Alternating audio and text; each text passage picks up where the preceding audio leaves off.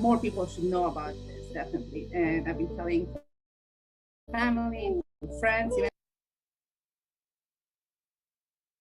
to like people in the hospital after our delivery. They asked us about, she was 9-pound baby, and she was just super healthy and she was amazing. This is Josephine Cassia, 5 months in like 10 days. My fiance and I were together for like 6-7 years, and I started thinking, hey, I think you're ready. Then I heard through Danica, through Instagram, I heard of you, right?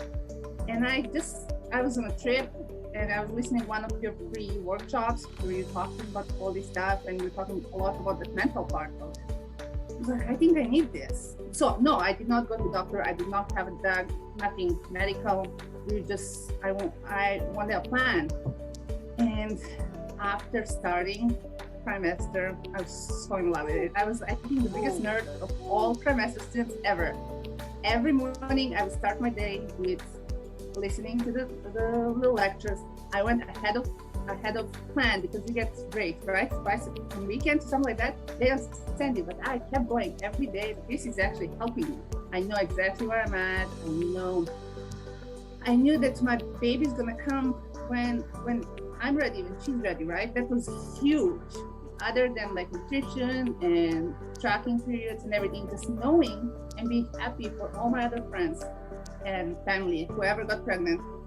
And I was not, and that was fine, because I knew that my baby is gonna come when she's ready, obviously, and I'm ready, when we are ready, when everything together. So it helped me so much in that mental. Also, trimester helped me discover my Hashimoto's, right? You remember that? And of course, I messaged Dr. C. You guys can see everyone does that, I feel like.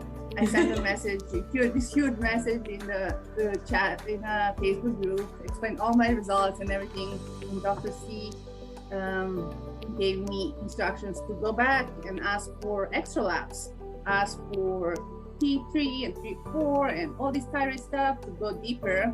So that is my phase where we're supposed to start trying. In August, that was my plan, to start trying, but because since July I got diagnosed with Hashimoto's, and Hashimoto's can be really dangerous for pregnancy and for babies and all this stuff, I was like, even though my biggest wish was to have me a baby, and which meant I had to get pregnant in August, but I thought, I have to let it go. I'd rather wait one more month to make sure everything is okay to have a healthy baby than to be stubborn enough to have me baby. So anyhow, August comes and I was starting my periods and stuff, and I was pretty sure, based on my tracking, that we were safe and we were fine. And September comes and my period's late, and my husband's like, what's going on? I was like, it's just hormones, my thyroid and medication and all this stuff. We are safe. I know I tracked everything. I go do new labs. My thyroid is never better. Everything is great. And next morning I do my pregnancy test, and guess what? I'm pregnant, right? And she's so perfect and beautiful. And even in the hospital, they noted how exceptionally strong and healthy your super baby girl is. Thank you so much for being here with us, super baby girl Josie. We appreciate it. Yeah, thank you so much for having us.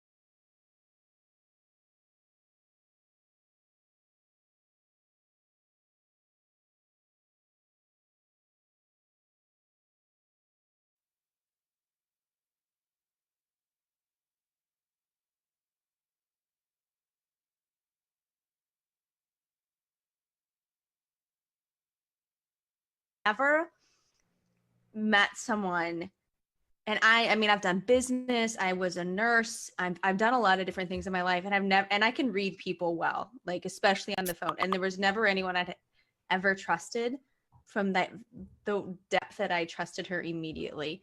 And because of that trust, because of what I heard and I felt from her, I was willing to open that wound that was so scarred over and so painful, and have that conversation of, do we still want to have a biological child? So I was like, well, let's do it. Let's proceed with this. And worst case scenario, I get healthier, my endometriosis gets bad, even if we don't have a baby. Because at that point, I couldn't even believe that it was possible. Yeah. And that's when we started working with Dr. Cleopatra, and the world changed.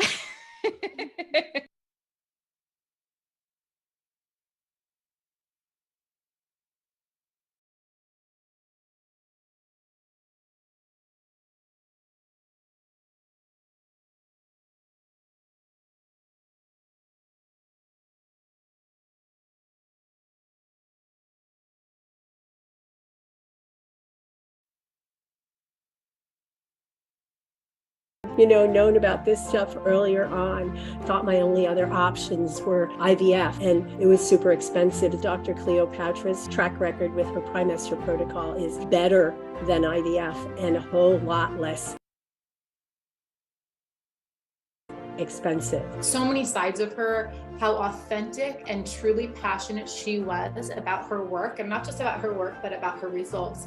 And her energy was contagious. I remember being on a Zoom screen like this, and I saw her and she was like bouncing like this on a ball. She had like all this energy, and she was just, she just had that magnetism. And then I got the gift of getting to know her on a deeper level, and to see the passion she has for each and every person that she has the opportunity to help guide. Dr. Cleopatra is my friend for many reasons, but one of my favorite things about her is she gets people pregnant. And that's what Cleopatra brings to the table, a lifetime of work that started with her mother passing away unnecessarily, and she became obsessed with fertility and helping other women to have safe pregnancies.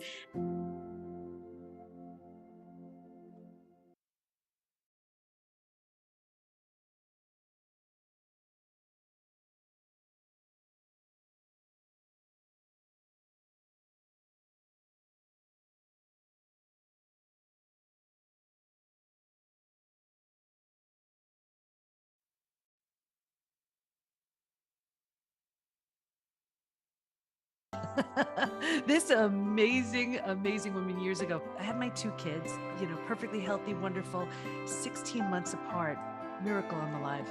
But nobody can tell a mama when she's done with kids. My family is going to be the one I create rather than the one I came from. You are in such great hands with Dr. C.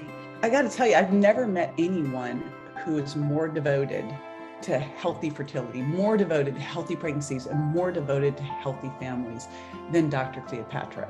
Now, Dr. Cleopatra lost her own mother at birth, and I think this really fueled her devotion to make a difference for mothers everywhere. And it's that devotion that allows her to take a revolutionary approach to fertility that isn't available literally anywhere else in the world. And I say revolutionary because she is truly an innovator in the field.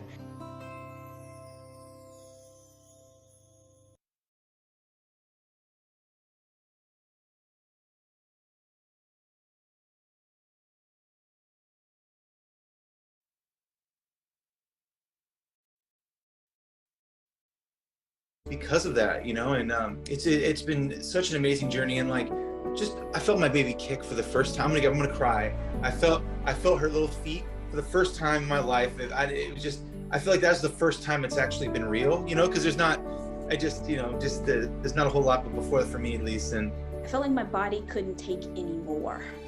I felt like I couldn't go under the knife again. When I reached out to FPI again, because I had told Cleopatra I was pregnant. We were all excited and we were all hyped. And then when I lost the baby, it just was a disaster. And I was like, and I hadn't trimestered any up till then, right? Because I had been spending all my money on fertility treatments. And so once I decided no more fertility treatments, and I had talked to Cleopatra, she was like, Devin, this is what she said to me for sure. She's like, we know you can get pregnant. What we need to do is figure out how to get you to stay pregnant. And I was like, okay. And again, I was like, do you really think you can help? And she's like, yes, we could do this. Like, we've done it. And so, yeah, and that's where we started. But that's why I had no hope, because it just seemed like after everything we'd been through and all the doctors and all the surgeries and all the losses, it really felt insurmountable. I have learned through a lot of down on my knees, crying, screaming to God, like, what the fuck? I've learned that it's challenging, but it's so much easier. It really is. You are like the fairy godmother of fertility and pregnancy, and were just an angel that came to me after my loss. And I honestly don't know if I would have the courage to go for it again without the trimester, without your support, and just without your knowing and your belief. So just thank you for creating this community. Thank you for making this your life's work, because to me, you are the person out there that really is channeling something so pure when it comes to this tender topic of fertility and pregnancy. And like, I know my little super baby just already loves you, and she's kicking as I'm talking about you and moving around, and you just truly are an angel. Your work is so important and so impactful. So thank you for who you've been to me and who you are to all of us, really.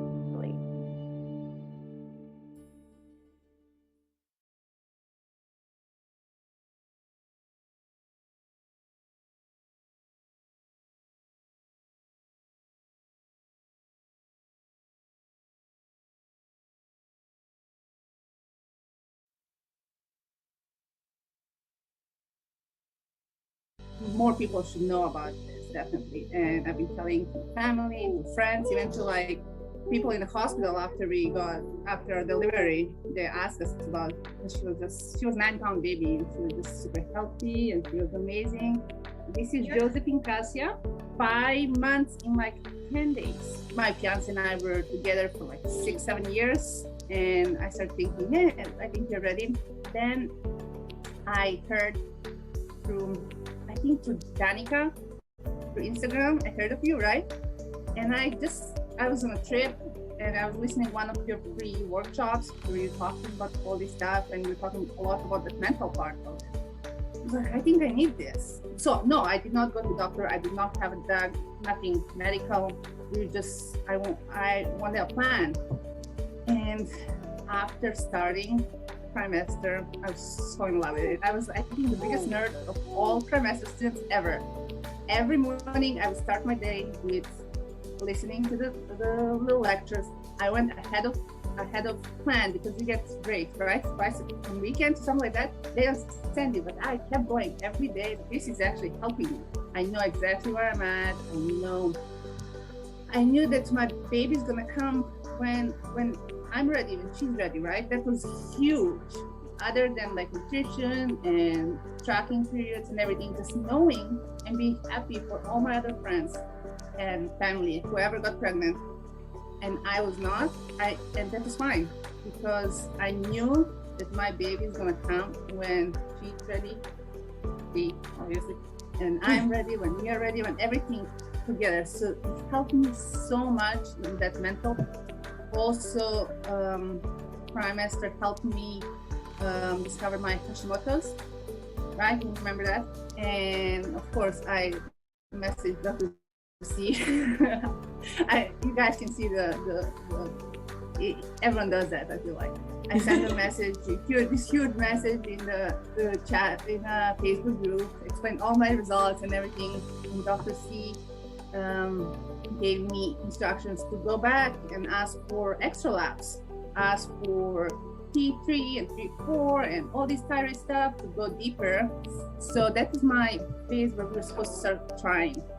In August, that was my plan to start trying, but because since July I got diagnosed with Hashimoto's, and Hashimoto's can be really dangerous for pregnancy and for babies and all this stuff, I was like, even though my biggest wish was to have me a baby, and which meant I had to get pregnant in August, but I thought, I have to let it go. I'd rather wait one more month to make sure everything is okay to have a healthy baby than to be stubborn enough to have me a baby.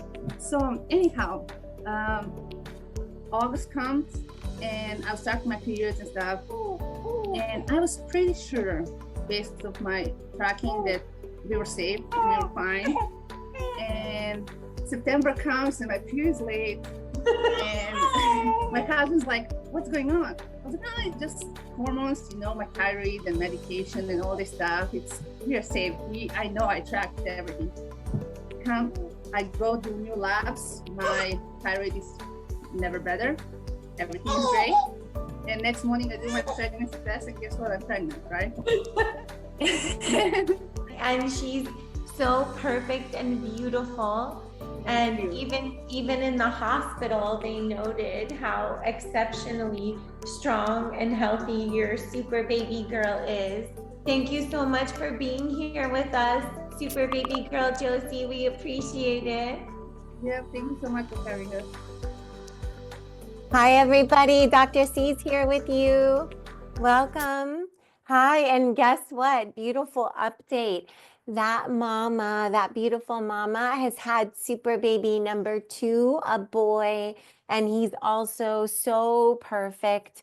And I haven't shared on email, but just yesterday we received a message from a mama a thank you note from a mama who had her first super baby with us, a super baby girl, and they just welcomed their perfect super baby boy. And she wrote us to say thank you for her 2 perfect super babies, and also for her new lease on life, because she has a very severe autoimmune disorder, a type of arthritis. And she has been on really strong medications for one class of medications for 6 years and another class of medications for years before that. And she was able to get off of her medications and to get her arthritis into remission. Her CRP, her C-reactive protein, is down, which is a marker of systemic inflammation, which is normally elevated in this type of autoimmune disorder and other types of autoimmune disorders, and is a very strong predictor of cardiovascular events and death. So this is so big, and it just reminds you that everything that you do here in service of your super babies is also making such an incredible difference in your health, both in the immediate sense and also in the long term, and contributing to your ability to live a long, healthy life. And for those of us who are, let me just make sure. Okay, thanks, team. You made it so everybody can say hi in the chat. Start saying hi, mamas and dadas and parents of all genders. But for those of us who are having our super babies later in life, it's even more important that we can live as long as possible and be as healthy as possible for as long as possible, so that we can be here with our super babies, and we can be here with our super grandbabies and our super great grandbabies. I'll be turning 47 this year in a few months, and I find myself thinking, like, God, give me another 81 years at least so that I can be here for so long for my super babies and my super grandbabies and my super great grandbabies. And I really want that. And I don't know if that's possible. My mom died at 27 years old. My dad died at 77 years old. So it's not like I have the genes for it. But I think if anybody can overcome the genes and the adversity that contributes to early death, because my parents died because of adversity, but or didn't live long because of adversity. But I want that so much, and I'm going to do everything that I can to make that happen. Will I achieve it? I don't know, but I plan to be here for a long time. It's so much so that, you know, when I buy, I keep buying more life insurance policies, and I've been trying to learn a lot about, you know, building intergenerational wealth and really making the most of what you have. Obviously, I didn't grow up with those resources. I didn't grow up with those examples. So I'm always studying and learning. And there's a type of life insurance that I was recently purchasing, and it was only good until the age of 90. And I was like, I think I need something longer because I expect to be here longer. And I think, you know, they probably thought I was nutso because people don't say that, but my goal is to be here for as long as possible. My goal has been to stay fertile until I'm 50, and so far I'm on track for that, at least. And I want so much to live past 100 and hopefully into my 120s so I can be here for my super babies and my super great grandbabies and super great great grandbabies. So let's see if I can do that. But that is certainly my hope and desire and intention. And I'll do everything that I can to make that happen. And for me, it's not hard to eat well or exercise. I love doing those things.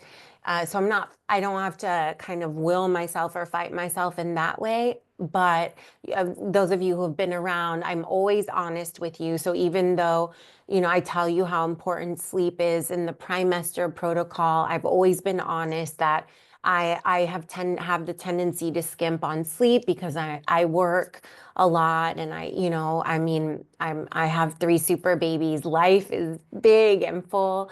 And I've been doing that my whole life, long before I was a mama, taking care of other mamas and, you know, getting my PhD and my postdoc and doing all the things. So for me, it's definitely about sleep and also about managing that state of activation, because I really live in a state of high activation because I'm a highly energetic and excited person and enthusiastic, and I want to do a lot.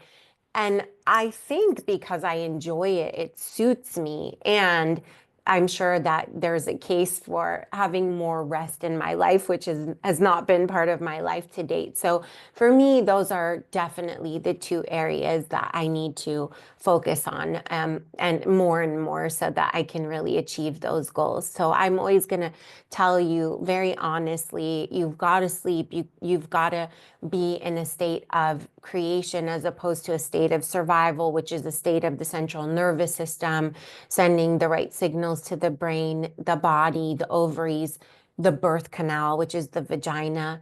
And that's so critical for getting pregnant, staying pregnant, and having our super babies. And it's also critical for our longevity. And it's very interesting because you're going to see a lot of evidence today for how those same signals can tip the scales in favor of having a boy versus a girl. So we're going to dive into this, and it's so fascinating. So get ready, because this is some really, really cool stuff that we're going to be talking about today. I don't talk about this very often. And it was something that we touched on a little bit in last week's session, and I asked, and people really wanted to do a session on this. And we have a lot of people here, so which doesn't surprise me because I had a feeling that people were going to be interested in this. So in the chat, why don't you just say hi, let us know where you're joining from, where in the world you're joining from, if you're in America, which state you're joining from, and then let us know if you have a preference, whether it's a slight preference or it's a strong preference for a boy or a girl. Now, don't be bashful, because we all know that first and foremost, all you want is a healthy baby, right? So that's a given. We share that common ground, so you don't have to say that caveat, because I noticed that people feel really bashful about admitting it, but most parents do seem to have either a slight preference or a strong preference, or if they don't think of it as a preference, an idea of what their family looks like and a vision for who that child they're going to be having is. And often that includes whether they're adding a boy or a girl to their family and the kinds of activities that they associate being able to do with having a girl or boy. I was thinking about this woman I went to college with for undergrad at the University of Miami. And, you know, the University of Miami is a very expensive school. When I went in 1996, that's a long time ago now, it was, I think, $40,000 a year already for the tuition and then for living on campus. I was there on full scholarship. I showed up with no money, no car, and thankfully I had earned a full scholarship to be there, an academic scholarship, because I had nothing. I didn't even have anyone to take me. This beautiful couple who have kind of are a bit like parents or grandparents for me. They took me. They took me and bought me sheets for my bed. That's like, I had nothing, literally nothing. But I remember, I can only imagine how expensive the school is now, but most of my classmates were very wealthy, as you can imagine. And I can remember this classmate, and she told me about how her mom, her mom has all boys and then her, and her mom was so excited to have a girl because she wanted someone to go get manicures and pedicures with. And so this girl would talk about how she started getting pedicures and manicures when she was, 6 years old or whatever, because her mom had been waiting for that. So I think most people have a vision of some kind. So share, let's hear, let's see. And while you're sharing, go ahead, go share. Don't be bashful. Welcome. You are welcome. You are loved and accepted exactly as you are here. And this is a safe space, and we will all honor that safe space. And if there's anything not honoring that safe space, that will be removed promptly from the meeting and also from our email list and our community in general, because we are so committed to keeping this a safe and loving space. And one thing I want to share with you, this is a theme that's coming up a lot when we gather, and we've been gathering weekly. It's been so beautiful. We're going to have a bit of a gap in seeing each other because I'm going to be traveling. I have overseas travel, international travel. And so this will be our last live session until the spring, okay? I'm arranging some really great things for us starting in the spring. And I have a feeling we're gonna wanna do another part of this session that we're doing today, and you'll see why. You'll see what I mean in a second. But one thing that we've been talking about a lot in our gatherings when we connect a little bit in the beginning is the resilience and courage and strength that it takes to be a mama. And it takes to be a mama trimestering for her super babies, pregnant with her super babies, birthing her super babies, postpartum with her super babies, and raising her super babies. And this is a message that just keeps coming to me day after day after day, as this is a really big moment in our family personally and for our super babies and the paths that they're on. And even just since I've seen you last time, and we didn't think we were going to see each other this week, but I really wanted to fit in one more time to see you before I take off. And it's a little crazy coming to do this with the number of things that I need to do before I get on the plane, but I really wanted to do this. And even since I saw you last week at this time, I feel like I've lived a lot of lives and a lot of life. And we've had a couple of scenarios in which, you know, if they had gone perfectly, they would have been these really beautifully Instagrammable moments, and they didn't go perfectly at all. You know, they didn't go as we envisioned, they didn't go as planned. And in that, they were so much more beautiful because they gave us the opportunity to really rise as parents. They gave our super babies the opportunity to develop those resilience muscles, to say what they preferred, even when there was a strong current in the surroundings pushing them in one direction, and they said, no, my body says I want to go in a different direction in this moment. And those moments, they were stressful, they were hard, they were, whew, you know, I'm showing up for something thinking this is going to be this like really cool, exciting moment. And all of a sudden you've got, you know, big emotions and big things to manage. It's completely unexpected. And yet it's really, really so wonderful. And I remember starting to teach our older son, Luxor, when he was already 6 years old, only 6 years old. He's now 11. He'll be turning 12 soon. That, you know, this idea that you don't wait for life to get easier. You pray to be stronger so that you can do what you want to do in your life, no matter how hard or how easy it is. And you can be who you want to be in your life, no matter how hard or how easy it is. And nowhere is that more relevant than in parenting. So I know some of you don't yet identify as parents because you haven't yet had your first baby.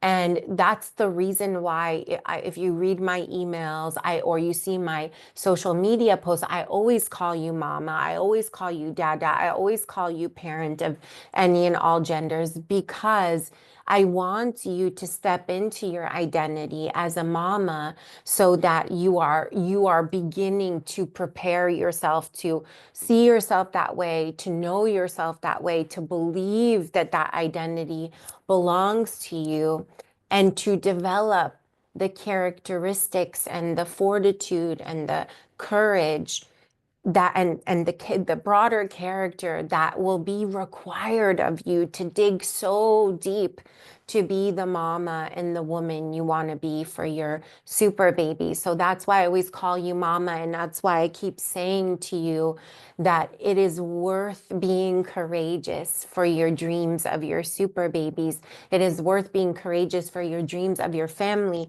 even when everyone and everything around you says that the odds are all against you and this, you know, this is not likely to happen for you.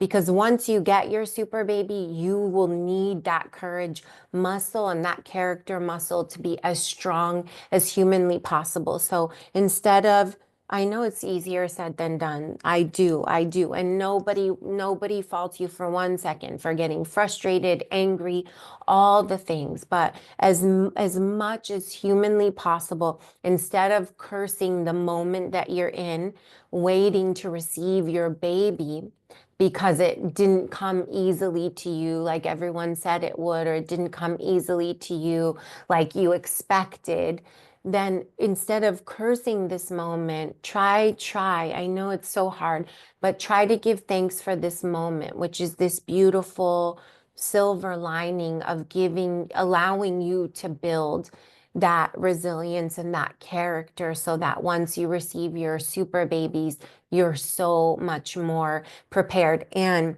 I know it's hard to imagine now if you're still in the wait for your first super baby. If you've already received your first one, you're here for your second or third, it's easier to envision this because you've already experienced it. But every time without fail, when we received the new pregnancy announcement, we got the pregnancy test, our super baby has arrived. Every single time we also get the message, I wouldn't wish what I had to go through on anyone, but I'm so glad that I did, because it made me who I am today, the perfect mama for this human. So I know it can feel hard to imagine that right now, but I feel very confident that for the vast majority of you, if not all of you, you will feel that way when that moment comes. And don't shy away from the things that are hard, because when we can fall down 100 times and still get up and keep going, that's when we have the strength that is required of us to be the mamas that we want to be, and to model that for our super babies so that they can be resilient in life for their happiness and for their dreams. So I just want to again reiterate that. I know that's been a theme for us, and it's really a big theme for where we are right now. And you know, the bigger and more uncommon your goals, the bigger and more uncommon you will be called to be.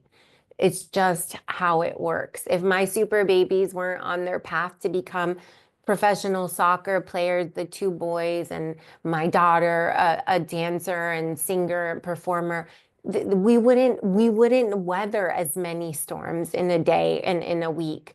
And we do, because they have big dreams, and I fully support that.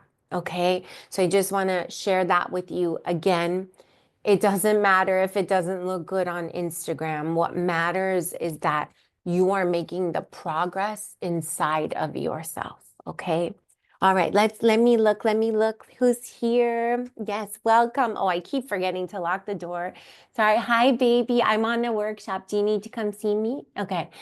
Come say hi while you're here anyway. He's like, put me on the spot. I keep forgetting to lock the office door, and everybody keeps coming in on me. Say hi to the mamas really quickly. Hey, I was guys. just telling them that, you know, we've had in the last week since I've seen them some really big moments that haven't been particularly like Instagram worthy, because they haven't gone smoothly, but they've been so amazing for us, for our super babies. So don't shy away from the hard things. Don't feel like you're lesser because you go through something that you can't post about and feel proud of in the moment, or whatever it may be. So That's right. anyway, so good to see you. Okay. I love you, baby. Everybody good? Yes. Yes. Okay. All right. Love you, baby. Everybody sending you love, baby. That's my magical hubby, Jair. Okay, let's see. So Mama Elizabeth, hi everyone. Thank you for all you do, FPI. You're so welcome, Mama. Welcome. Mama Tony's here. Mama Lizzie. Oh, Mama Lizzie, I think it's been a while since you've been here. Mama Kara, you definitely will with the right mindset and beliefs. Yes, yes, yes. Mama Eva, I have to leave early, but this is so interesting. Will you send a recording? I don't think we were planning to send a recording, but let me talk with the team and we'll see, okay? Mama Jackie, Colorado, and firstborn son. Let's see, Mama Elizabeth from Arizona, welcome. Pregnant with my super baby daughter, and hope her future sibling will be a boy. Amen. Welcome, we love you. We're so excited. Mama Amy T, you have your first super baby already too, I think, if you're the right Mama Amy T. Mama Amy from California. Mama Lizzie from Florida. I want one of each. Yes. Mama Mindy from Kansas. I would love a girl. Already have a boy. I want to give him a sister. So beautiful. Mama Owana, lots of love for all your work and support from Romania. And she's hoping for a girl. I have my super baby boy and looking to add a super baby girl. Yes, I thought so. Welcome. We need updates. We haven't received pictures of your super babies in years, so please send over updated photos. I sent an email, we got a bunch, but keep them coming, because I can't tell you how it makes me feel to know that there are like all these thousands of humans walking the planet through this community, through this work. It's like the most incredible thing in the world, you know? So please, we always want to hear updates about your amazing super babies. Mama Kelly from San Francisco. I've always seen having a girl and boy, but feeling called to a girl. I've seen her. Will this be recorded and sent out? I won't be able to stay for it all. Okay, we'll see. We'll see, Mama Kelly. We haven't really been sending them out, but we can see if maybe we send this one. Mama Virginia, wouldn't mind a boy. Have two girls, but periods went on the fritz, mid-30s. Oh, okay. Mama Virginia, it's very important We probably have the opportunity to, it sounds like you may be going into early menopause, maybe premature ovarian failure. And if we catch it fast enough, I mean, even sometimes when we don't catch it fast, I mean, up to 15 years, but the earlier the better. So now's the time to trimester. Now's the time to start your super egg support and your complete mama bundle, or the ultimate egg collection. This is really, really important that you get all over that as quickly as possible. Oh, but let me just say something really quickly. So for those of you, we're opening phase 3 of the pre-order for super sperm and testosterone support. Now, if you're somebody who was in phase 1 or phase 2, then and you're here, then you'll benefit from, because you're here, you're going to get the information. So if you missed your opportunity, this will give you another opportunity. So this is for those of you who are here, phase 3, we are opening for you. We will open phase 3. We normally have been doing 48 hours per phase, but I think we might do it a little bit longer, but it will only be a couple of days. So if you didn't get your pre-order for your super sperm and testosterone support, or you want one of the, am I okay, everybody? I forgot to wire my connection again. I don't know why I did that. Please let me know that I'm okay. I'm not sure why I keep forgetting. I think I did that last week as well. Okay, looks like everything's okay. Great. All right, if it's a problem, let me know and I'll go back on the wire. I think normally I have it all set up already, but today I didn't, so forgive me.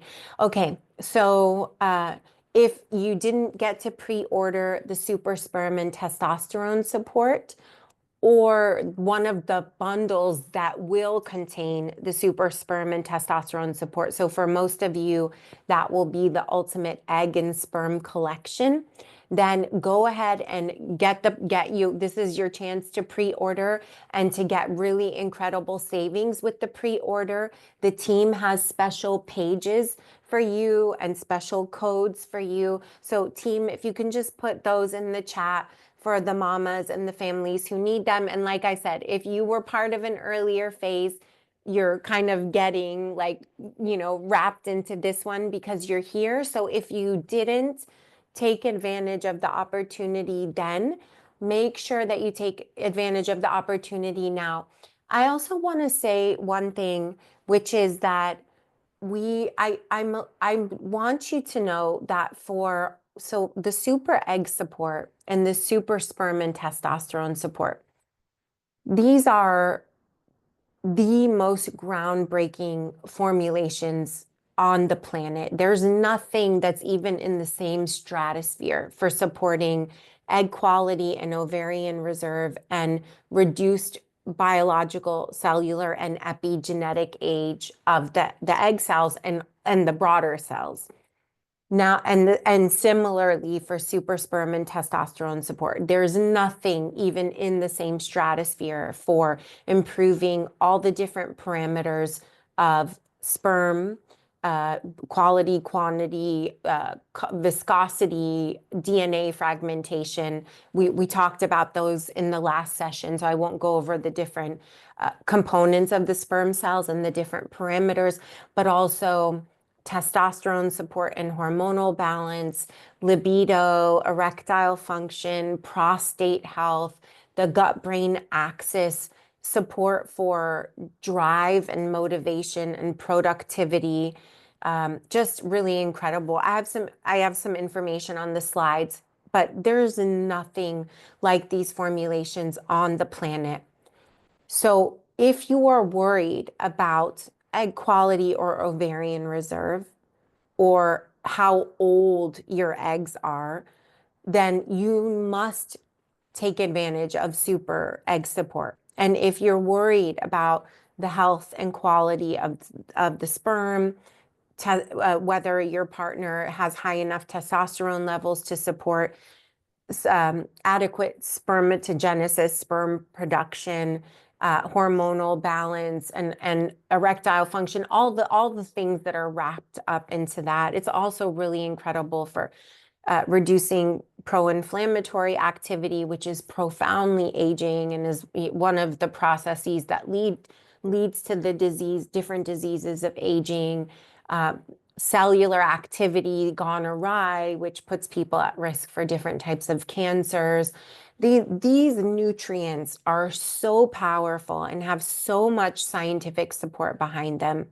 And they've never been put together in formulations that are so potent and synergistic. And when you put these combinations in the right forms, the right doses, you get an effect that is so much more comprehensive and powerful than taking any one of those nutrients by themselves. So it's really, really important to take advantage of these opportunities. I didn't make these to have another thing to sell to you.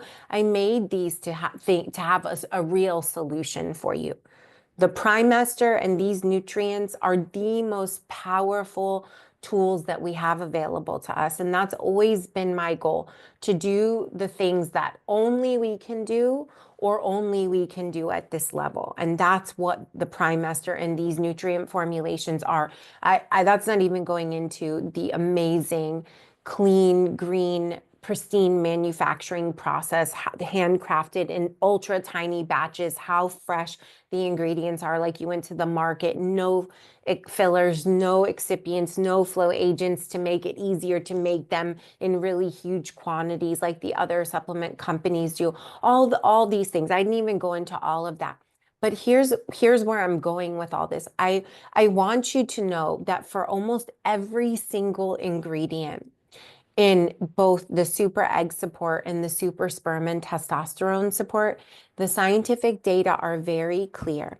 It takes between 3 and 6 months to accrue the effects to get the full effects that you need for eggs and ovarian reserve and sperm and testosterone and these other endpoints that we're supporting with the super sperm and testosterone support, libido, erectile function, prostate health, all of those things. Now, we do have people getting pregnant using them in the first month, but for most people, on average, you're going to need between 3 and 6 months, on average, approximately 4 months. And here's the thing. The effects go away after the first month of discontinuing. So you cannot use them one time and think that you're going to get what you need. Also, if you utilize them, but you don't utilize the full dose and you're trying to spread out the dose, we didn't put any fillers. We didn't do anything so that you had to take a bunch of capsules, but you're getting these watered down doses. They are in very well thought out doses that make sense for the specific nutrient and how they interact with the matrices, the nutrient matrices that they're part of. So to use them, but to try to draw them out, you're not getting the full benefits. So it's going to take longer for the benefits to accrue if you even reach the point of the full benefits accruing. So what I'm saying is, please don't waste your time or money only using them for 1 month, because you're not going to get what you need. Okay, I'm being completely honest with you. You will start to feel some beautiful things in the first days, weeks, and the first month. People are getting compliments on their skin. They have great energy. They start to see changes in their hair. They feel more calm, more grounded, and more energetic and focused at the same time. So you will feel some things immediately, and people will be able to see some things on you immediately. But in terms of the working at the level of the biological age of the cells, the egg cells and the sperm cells, and the broader hormonal environment or follicular environment, etc., you're not getting the adequate benefit by only doing 1 month and then stopping, or by trying to stretch out the dose, okay? So if you're gonna do that, I would rather you not even waste your money. If you start them, you have to give yourself the full amount of time to really let it make a difference. And we're seeing such incredible effects. So do it and follow the directions, do it well, let it work for you. They're expensive, but they're way less expensive than being in pain every day because you haven't gotten to your baby yet, or needing to go through multiple rounds of IVF and the physical strain, the relationship strain. I mean, when in broader context, and how protective they are, how they support better outcomes, neurocognitive, physiological, and otherwise in your super babies, and all of the problems that can be potentially averted. The cost is minuscule compared to the costs, emotional, financial, physical, and otherwise, that you're saving yourself. So take advantage of having access to such an incredible set of tools in the Ultimate Egg and Sperm Collection. But if you're only going to do 1 month, save your money. I mean, I have to be honest with you. You are not getting what you need, and the effects will be gone after the first month of not being on it. So it's not worth it, okay? All right, I'm always going to be honest with you, so I need you to know that. All right, so you have, for phase 3, you have at least 48 hours, which would be until Friday. We might extend it out a couple more days. I actually didn't ask the team before coming here, so I should have, but just know, usually it's 48 hours. I'm thinking we might extend it out a couple more days, but please take action to make sure that you get access to the first batch, because we make very tiny batches.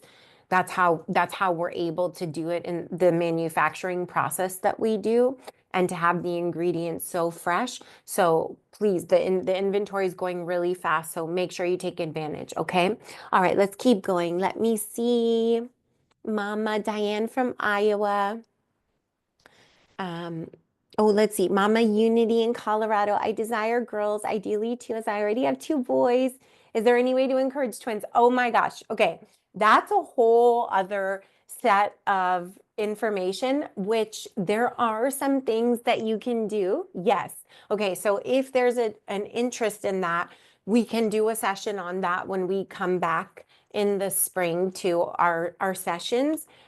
And I will have to preface it by saying that if we naturally get pregnant with twins, I say double the blessings, but I generally don't encourage multiple pregnancies. That means like being pregnant with multiple babies at once, because it's a complex pregnancy for both mama and the babies. It's a safer endeavor to have 1 baby at a time.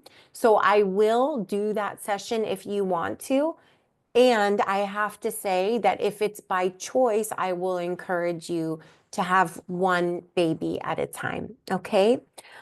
Just because it's easier for everybody involved. The babies have to kind of vie for the same nutrients. There's a lot to it. I can teach you about all that if you want. And by the way, I'm an identical twin, so of course I love twins. I think it's amazing. And it's complex. It's complex. Okay.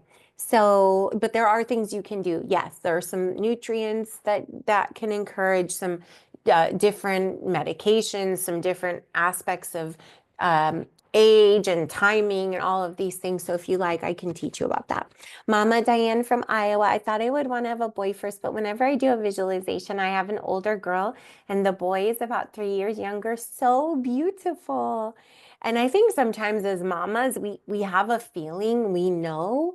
And I really had that with my first and third super babies. I knew for sure they were boys. I wasn't sure about, I kind of thought I would have 3 boys, but when I was pregnant with our second super baby, I didn't feel sure. And she ended up being a girl, and thank God. I'm so happy that I have my 2 boys and my girl, and I remember I was a little bit anxious about being a mama to a girl, which might sound funny because I've always been a woman's woman, uh, and much more comfortable around women than men in general even when I was younger. But I think I was anxious because I didn't have a mom, and I was a little bit concerned that I didn't know how to mother a girl as well somehow, because I was a motherless girl. And I can remember soon after we found out she was a girl, I started to have a hunch that she was a girl because in the ultrasounds, it took them longer to know what the sex of the baby was. And you can do a blood test, and you can do that early now at 10 weeks. So for most of you, it's a chromosome test that they use to, one brand is, for example, the Panorama. They use to test the chromosomes to make sure that the baby is chromosomally normal and all of those things. And at that time, they will know the sex of the baby. But I don't think we did that test with her. And anyway, in the ultrasounds, they weren't able to tell for a while, which clued me into the fact that she was a girl, because when it's a boy, because the sex organs are on the outside, it's easier to see. And so they can usually see that earlier definitively. And so when they weren't seeing as early as they had seen with our first super baby, I started to have a hunch that she's a girl. And I always think I needed her, like I need air. I mean, all of them. But I can remember soon after I found out that she's a girl. I used to go to dance class every day, by the way. I highly recommend, as long as you're allowed to exercise, to dance every day during pregnancy. And I remember in my dance class that morning, a woman brought her daughter to class, and the little girl was about 4 years old, and she was dancing in front of me. And I remember, somebody else is coming in. Oh, okay, it's my husband again. I thought it was going to be Apollo coming to see all of you. He likes to come and tell me stories while I'm talking to you all. So thanks, baby.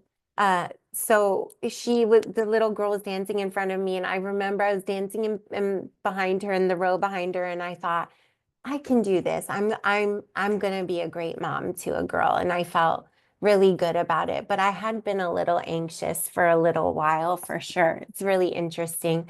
So let's see. So I think sometimes we have a sense as mamas. Let's see, Mama Kelly, I have to leave the meeting at 10:30. Okay, so we've heard a few people are really hoping for the recording, so we'll look into whether we can send it out. Mama Janelle's here from New York. I've always wanted both a boy and girl. If I have either one, I'm good with that. So beautiful. Mama Melissa, I always wanted a girl, but my husband wants a boy. Mama Erica, thank you, Dr. C. You're so welcome. Welcome, Mama. Mama Virginia, I'd love to know how long this Zoom is, as I need to get children ready for school in New Zealand. Oh, good morning. Good morning. Usually we end up going about 2 hours, but by the time I answer questions at the end, etc. Yes, would love a recording to show my husband. Okay, we'll work on that for you all, mamas. Mama Jennifer, yes, me too, please. Mama Christina Jair, hello. I will send him your love, mamas. I'll save the chat so you can see. Mama Annette's here from Switzerland. Welcome. Mama Jeanette. Hi, Mama Jeanette from South Carolina. You two, oh, the cutest marriage goals. Oh my gosh.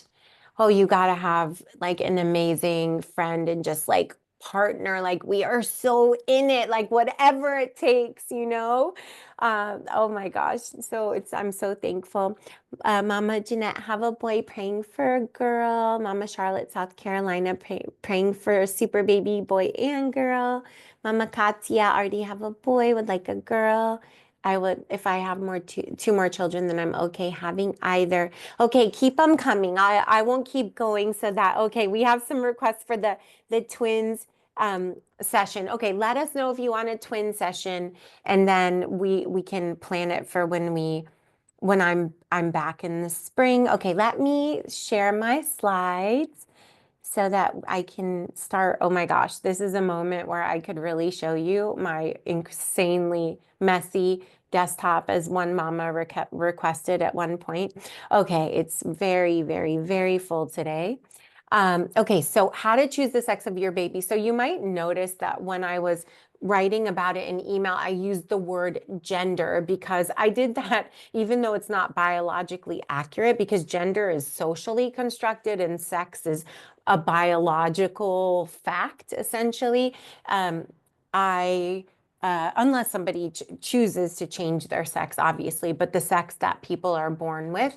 But I did that because I didn't want your email programs to think that I was sending you inappropriate messages by talking about sex.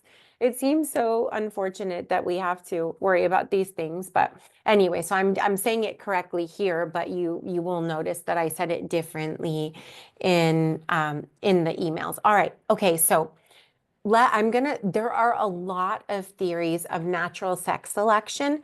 I'm going to show you a couple examples of ones that are popular, that are not validated, and in some cases have instances of being refuted in science.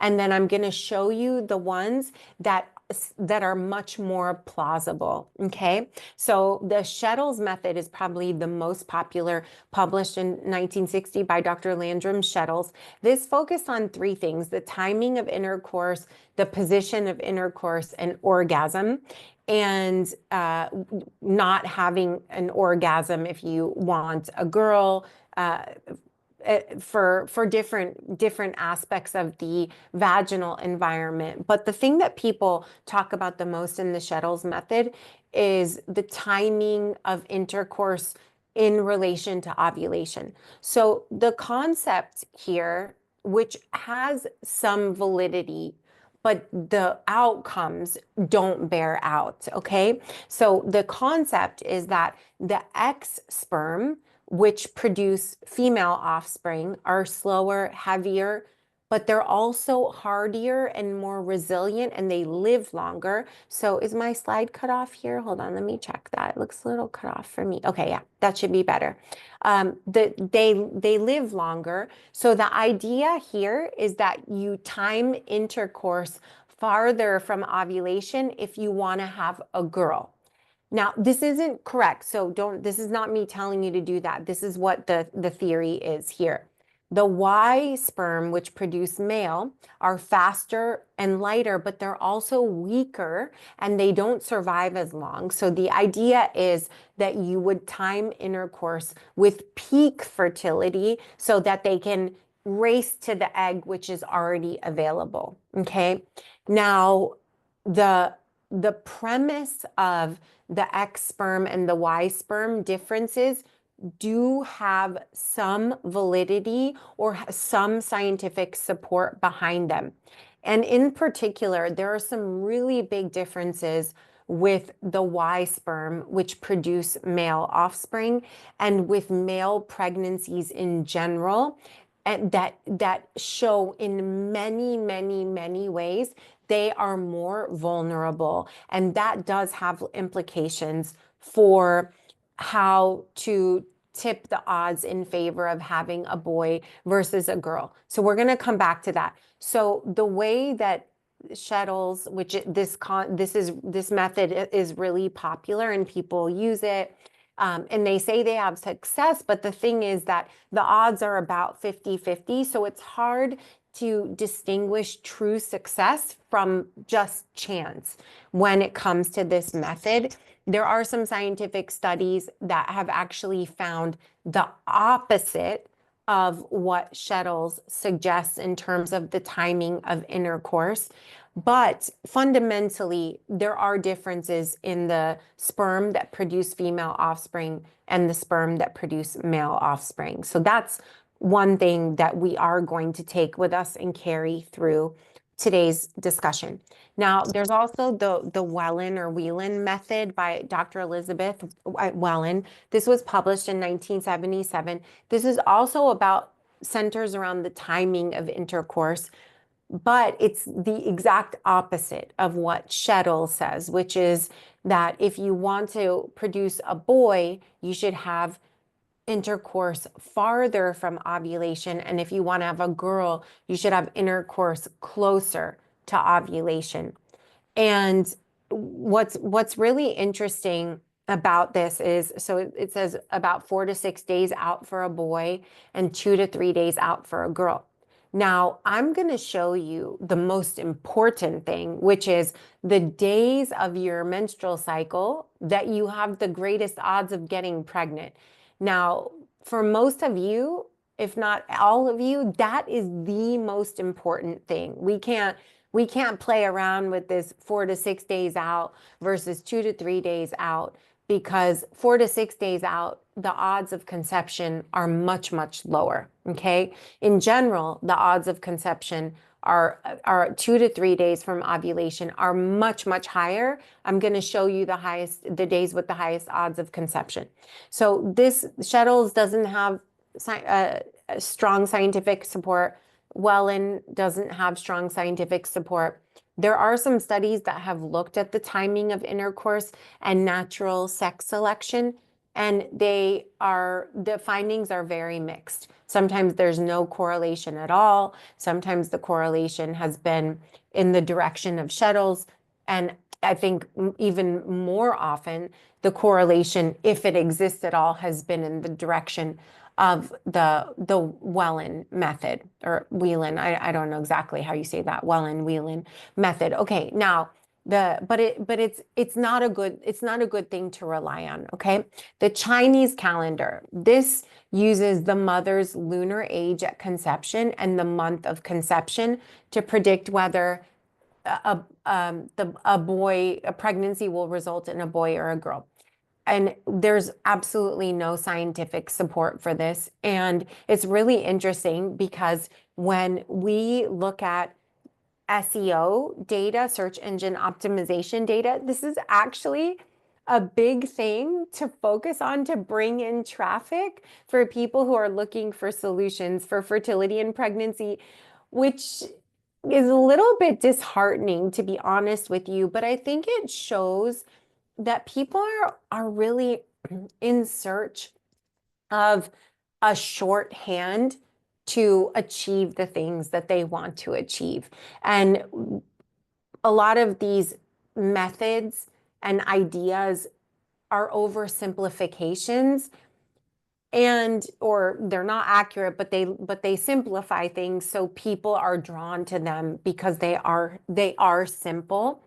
And I just want to point out to you that these 3 methods, although they have popularity, are not scientifically validated. Okay. And I think that's how a lot of things go. Most things are multiply determined, meaning they're determined by multiple factors, as you will see here. And it's not usually so simple as one thing. And that's harder for people to wrap their minds around, but it's necessary to understand in order to really move the needle for yourself. Okay.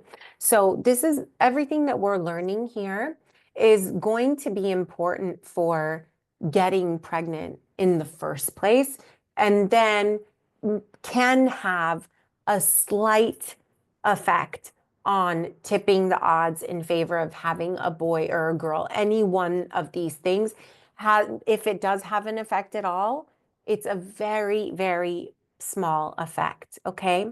All right. So everybody following me so far? Let's see. Okay. So the team is saying that they've been adding all of the recordings that we've been doing to Super Baby Club. Now, Super Baby Club is only accessible if you're in the Primester protocol. So if you are in the Primester protocol, it looks like the team will upload it in Super Baby Club. You must be in the Primester protocol and have a Super Baby Club membership, which is a very nominal fee. If you're not in the Primester protocol, put that in the chat so the team can assist you in getting in there. Okay, so we have a lot of requests for the twin session, so I will plan that for you for when we come back in the fall. Okay, so here are theories of natural sex selection that are plausible. One of them is about hormonal balance and how much of certain hormones a woman has. I'm going to tell you why that's really interesting, and in general, why the features of the mama that can affect whether she's more likely to have a boy or girl are interesting, because our understanding has largely been that because the sperm carry the X or the Y, which determine the sex of the baby, that sex selection has always believed to be about the father. But it turns out that there are a lot of other factors that make it more likely for an X sperm versus a Y sperm to be received and attracted and received and fertilized by the egg. So even though it's really the dada who determines the sex of the baby, the forces outside of the dada largely shape which of the sperm will fertilize the egg. Is everybody following that so far? So it's the sperm that determines the sex of the baby. It either is an X sperm or a Y sperm, but whether an X or Y sperm gets to the egg and fertilizes the egg is largely determined by factors within the mama and within the environment. Okay? All right. So hormonal balance, the timing of ovulation versus the timing of intercourse. So we just talked about two theories that rely heavily on the timing of intercourse. And I told you that the scientific data, by the way, there's not a lot of scientific research on that. And there's a good reason why. The National Institutes of Health funds most of the research at American educational institutions. Obviously, there's a lot that's changing about that in the current political landscape. But the National Institutes of Health is an institution that's a collection of institutes and divisions, and they are each focused on specific problems like cancer and child health and human development and aging. And what's been really interesting is that there hasn't been one that is the obvious choice or funder of research related to reproductive health. So if you look at, I've had almost $3 million in funding for my research from the National Institutes of Health, from multiple arms of the National Institutes of Health, including mental health, human development, aging, I believe even the National Cancer Institute.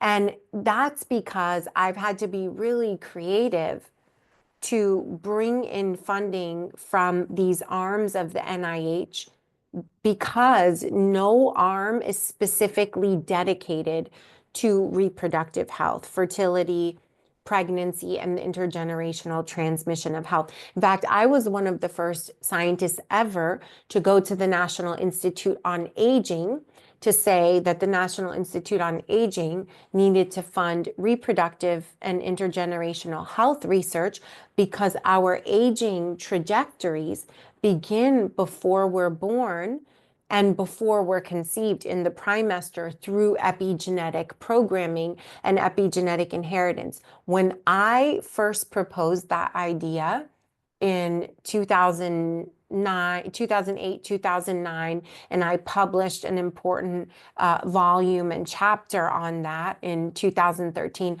I was so ridiculed because it was such a strange idea that people didn't believe in. Now it's actually becoming commonplace, and the National Institute on Aging is understanding that they need to be the ones to fund studies on ovarian and broader reproductive aging, because that sets up our broader aging processes as well. Okay, so when you bring novel ideas to the world of science and to the world in general, the trajectory is kind of you're not listened to, then you get a little traction and people start paying attention to you, but then they make fun of you. And then they respect you and call you a pioneer and all of those things. And, that's part of the process of doing things that nobody's done before, of being the first to do them. Okay. But that's why there isn't a lot of research on this kind of thing, because there's not an arm of the NIH solely dedicated to this. And because the arms of the NIH are, and I know this is very US centric and not everybody is from the US, but I'm talking about the research funding process from the perspective of the United States of America. The European Union has different, Canada has different, because we collaborate with different countries as well. But also the arms of the NIH are focused on problems, because it's kind of like a disease model, and we focus on funding research on diseases or problems as opposed to other kinds of processes. So that whether you are more likely to have a boy or a girl isn't considered something that's a problem to really dedicate dollars, research funding dollars to. So that's another reason why. But so there's only a little research on this, on the timing of intercourse, but the findings, as I said, are mixed. Sometimes no correlation, sometimes in one direction, sometimes in another direction, more often in a different direction than what Shettle said. But there is some indication that the timing of ovulation can skew the likelihood of having a boy versus a girl. Now, one thing that's really interesting about this is that as people get farther along in their reproductive spans, in their 30s and 40s and beyond, they tend to ovulate earlier in the menstrual cycle. So if you're not watching your cycle carefully earlier than the ovulation test, or even the fertility monitors tell you to start looking for signs of impending ovulation, you could miss it, because you could be ovulating much earlier than expected. Okay, so I recommend that you start testing, and we have a whole specific system that we teach in the Primester protocol for what tools to use, when to test, how to test. We actually use a 3 times a day schedule at very specific times a day for very specific reasons. If you're not in the Primester protocol, you need that, because that one thing alone could be the thing that solves the inability to get pregnant, because it could be that you are inaccurately timing intercourse, because you're looking at an app that's based on averages that assumes that you ovulate at similar times from one month to another, and that you ovulate at similar times to the average woman.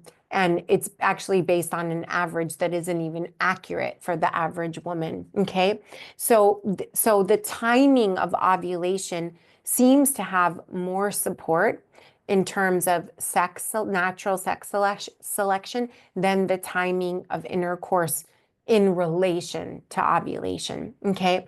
Now, another theory is chemoattractants. So chemoattractants are biochemical signals that the egg gives off to attract sperm that are more genetically compatible. So there's all this talk about, well, the X sperm have these characteristics, and the Y sperm have these characteristics, and the Y sperm can get there faster, but the X sperm, they're hardier and they survive longer.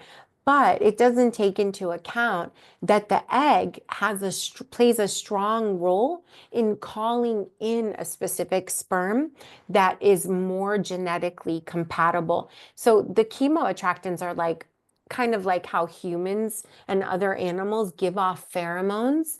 And the pheromones they play a very strong role in attraction and who you end up being attracted to, being interested in, wanting to date, feel connected to.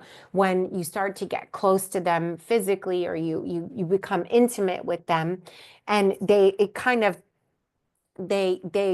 are selective in terms of picking people who are more genetically compatible. They might not be the best person to mate with. So sometimes the pheromones aren't necessarily working in our favor if it's about, is this the most steady man? Is this the most predictable, financially stable, responsible, all those things. But as far as, my genes want to combine with these genes, that's a different story. And it's kind of the chemoattractants that the eggs give off are a lot like those pheromones, all right? But they have more wisdom in terms of the genetic compatibility. Now, there are some genetic incompatibilities between a certain woman's eggs and a certain man's sperms that can make it harder for a specific couple to conceive, and we talked a little bit about that last week, and that's a really interesting phenomenon, and can be a little more challenging to overcome, but can still be overcomable. All right, then there's a theory surrounding the pH of the reproductive tract. So a more alkaline environment is considered more favorable for Y sperm, and an acidic environment is considered more favorable for X sperm. Then this related to the pH and the alkalinity versus acidity are the cervical fluid and the uterine fluid. Okay, and viscosity is important when it comes to cervical fluid. Viscosity is also an important sperm parameter, and it's one that is not tested in traditional sperm and semen analyses, but it is important.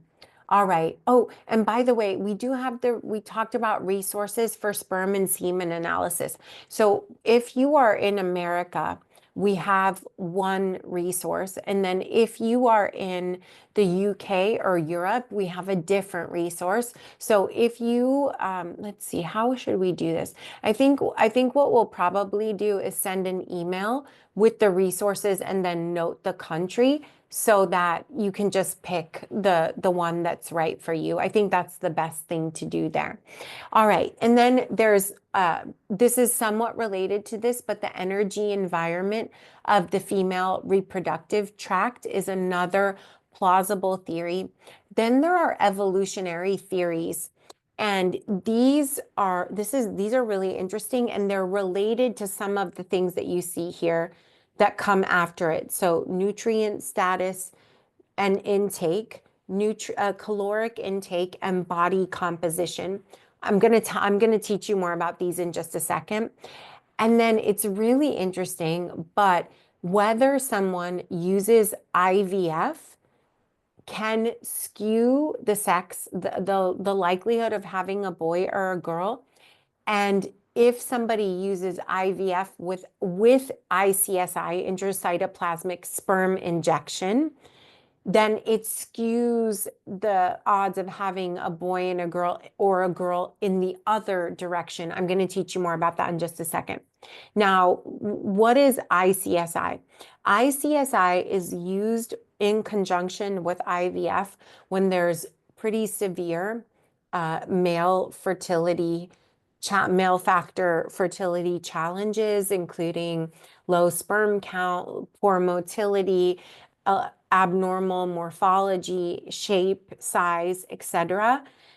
Because what's happening then is that the sperm can't travel well enough, or they're not shaped properly to be able to penetrate the egg, to fertilize, etc. So what happens is, the sperm are looked at under a microscope, and then the strongest, healthiest, hardiest looking sperm is selected and injected into the egg, so that it doesn't have to go through what I call the survival of the fittest processes that sperm typically have to go through to reach an egg.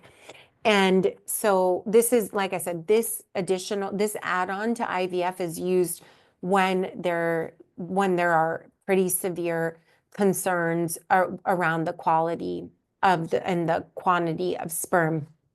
Now, let me just say something about the survival of the fittest processes. So when it comes to natural conception, you can think of the sperm's journey to the egg as being almost like traveling to another continent. And the sperm are traveling to the egg on these microscopic superhighways that are part of the cervical fluid. And the cervical fluid, if you look at it under a microscope, I should have put a picture, but it has this beautiful ferning pattern, almost like the leaves of a fern. And they create these microscopic superhighways that allow the sperm to travel more easily. If the cervical fluid is too thick or it's not the right type of fertile cervical fluid, it makes it, or the pH is wrong or whatever it may be, it can make it very difficult for the sperm to travel and the sperm to survive. So the conditions that the sperm must weather in order to reach the egg are grueling conditions. The distance that they have to travel is far because of how small they are. And there are so many factors that can make the pathway to travel harder or easier. PCOS can make it harder, endometriosis can make it harder, fibroids can make it harder, scar tissue adhesions, those are things that can create structural barriers that make it harder for the sperm to travel and that damage the sperm and the egg along the way, for example. So there are a number of things, but even without any of these reproductive conditions that make fertility harder, there are, if people don't have high enough estrogen levels, they often have a harder time getting a sufficient amount of cervical fluid or that fertile quality egg white cervical fluid, for example. So all of these things are related. So really it is these arduous conditions that the sperm have to weather to reach the egg they're weeding out processes that make it so only the strongest, healthiest sperm survive and make it there. So that's what I mean by the survival of the fittest conditions, okay? So one thing that is much more favorable about natural conception, if we're able to use it, if you need to use IVF or some other form of intervention, you don't worry about that. But if we can do everything that we can to make natural conception more possible, that's great, because those survival of the fittest processes are a blessing when it comes to making our super babies. Is everybody following me so far? Everybody following me?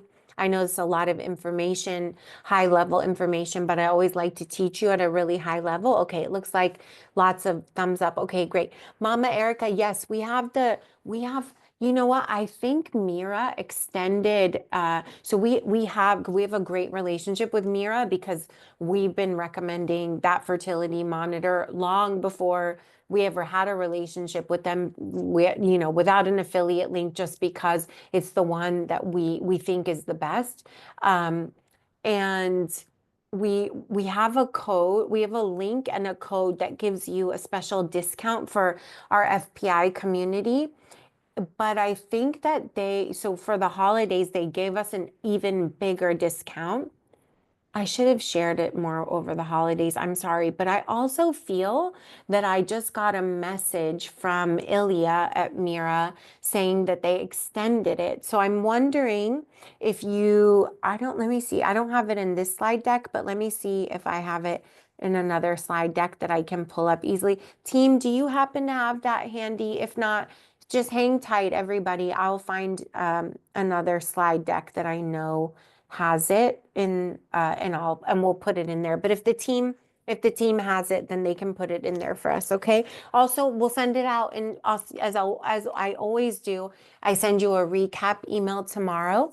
So I'll include it there as well, and I'll note for you if the extension is still relevant, and maybe I'll ask them to extend it if it's over for you, okay? Oh, no, don't worry, Mama Erica. That was a good question. You cannot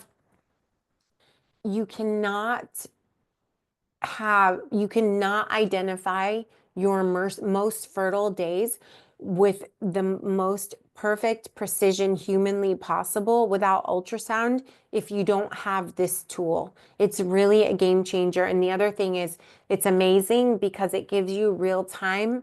It's like having your own lab at home. So it gives you real time readings of your estradiol, your LH, your progesterone, which is really important to confirm ovulation, and also to confirm that the uterine lining is building up sufficiently to be able to receive a fertilized egg for implantation and to be able to sustain it. Because the progesterone has to go high enough, but it has to climb high enough, but it has to stay elevated long enough as well. So all of these things are really important, and it also gives you a measure of your FSH level, which is a measure of ovarian reserve. I hope one day soon they'll be able to add AMH level. That would be really wonderful. But FSH is another indicator of ovarian reserve, like AMH, but you look at it differently. So with AMH, anti-Müllerian hormone, the lower it is, the lower the ovarian reserve. With FSH, the higher it is, the lower the ovarian reserve, okay?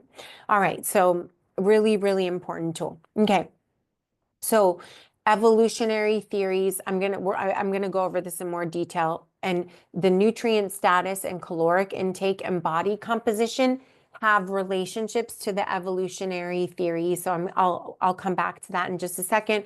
We talked about the IVF with and without ICSI, and I'm going to show you the odds of having a boy versus girl using IVF with and without ICSI. It's really interesting. And then sperm dynamics and DNA repair capacity. So these happen to be really, really important. Now, any one of these things alone doesn't have a huge effect, but it could be, and there's not research on this, so this is a hypothesis. It could be that a number of these things in combination could really help tip the scales. And I have to tell you that for our third super baby, I was just sure he was supposed to be Apollo. You guys, many of you have seen Apollo because he always comes in here and talks to me while I'm on the sessions with you all. And I was just so sure that our third super baby was meant to be Apollo. We already knew his name. And so I did a number, I already believed he was a boy. I felt very certain of that. But during my trimester, I did do a few things to help to tip the scales in favor of having a boy, which I didn't include in any of the messages I wrote you. So I'll share what I did. Now those are anecdotal. That's not scientific. I mean, I drew on scientific data, but one person's experience is not scientific data. It's anecdotal evidence, but I'll share what I did. Okay. So I'll share that in an upcoming, probably not tomorrow's summary email, but maybe the day after. Okay. All right. So let me dive into these things a little bit more. So here are a few really important things to know. Let me just make sure everybody okay so far. Let's see. Yeah. Okay. Let me see. So we need a link for the Mira. I will send it out tomorrow in the recap, but if the team has it and you can put it there, that's great. Make sure you give them the code that gives them a discount.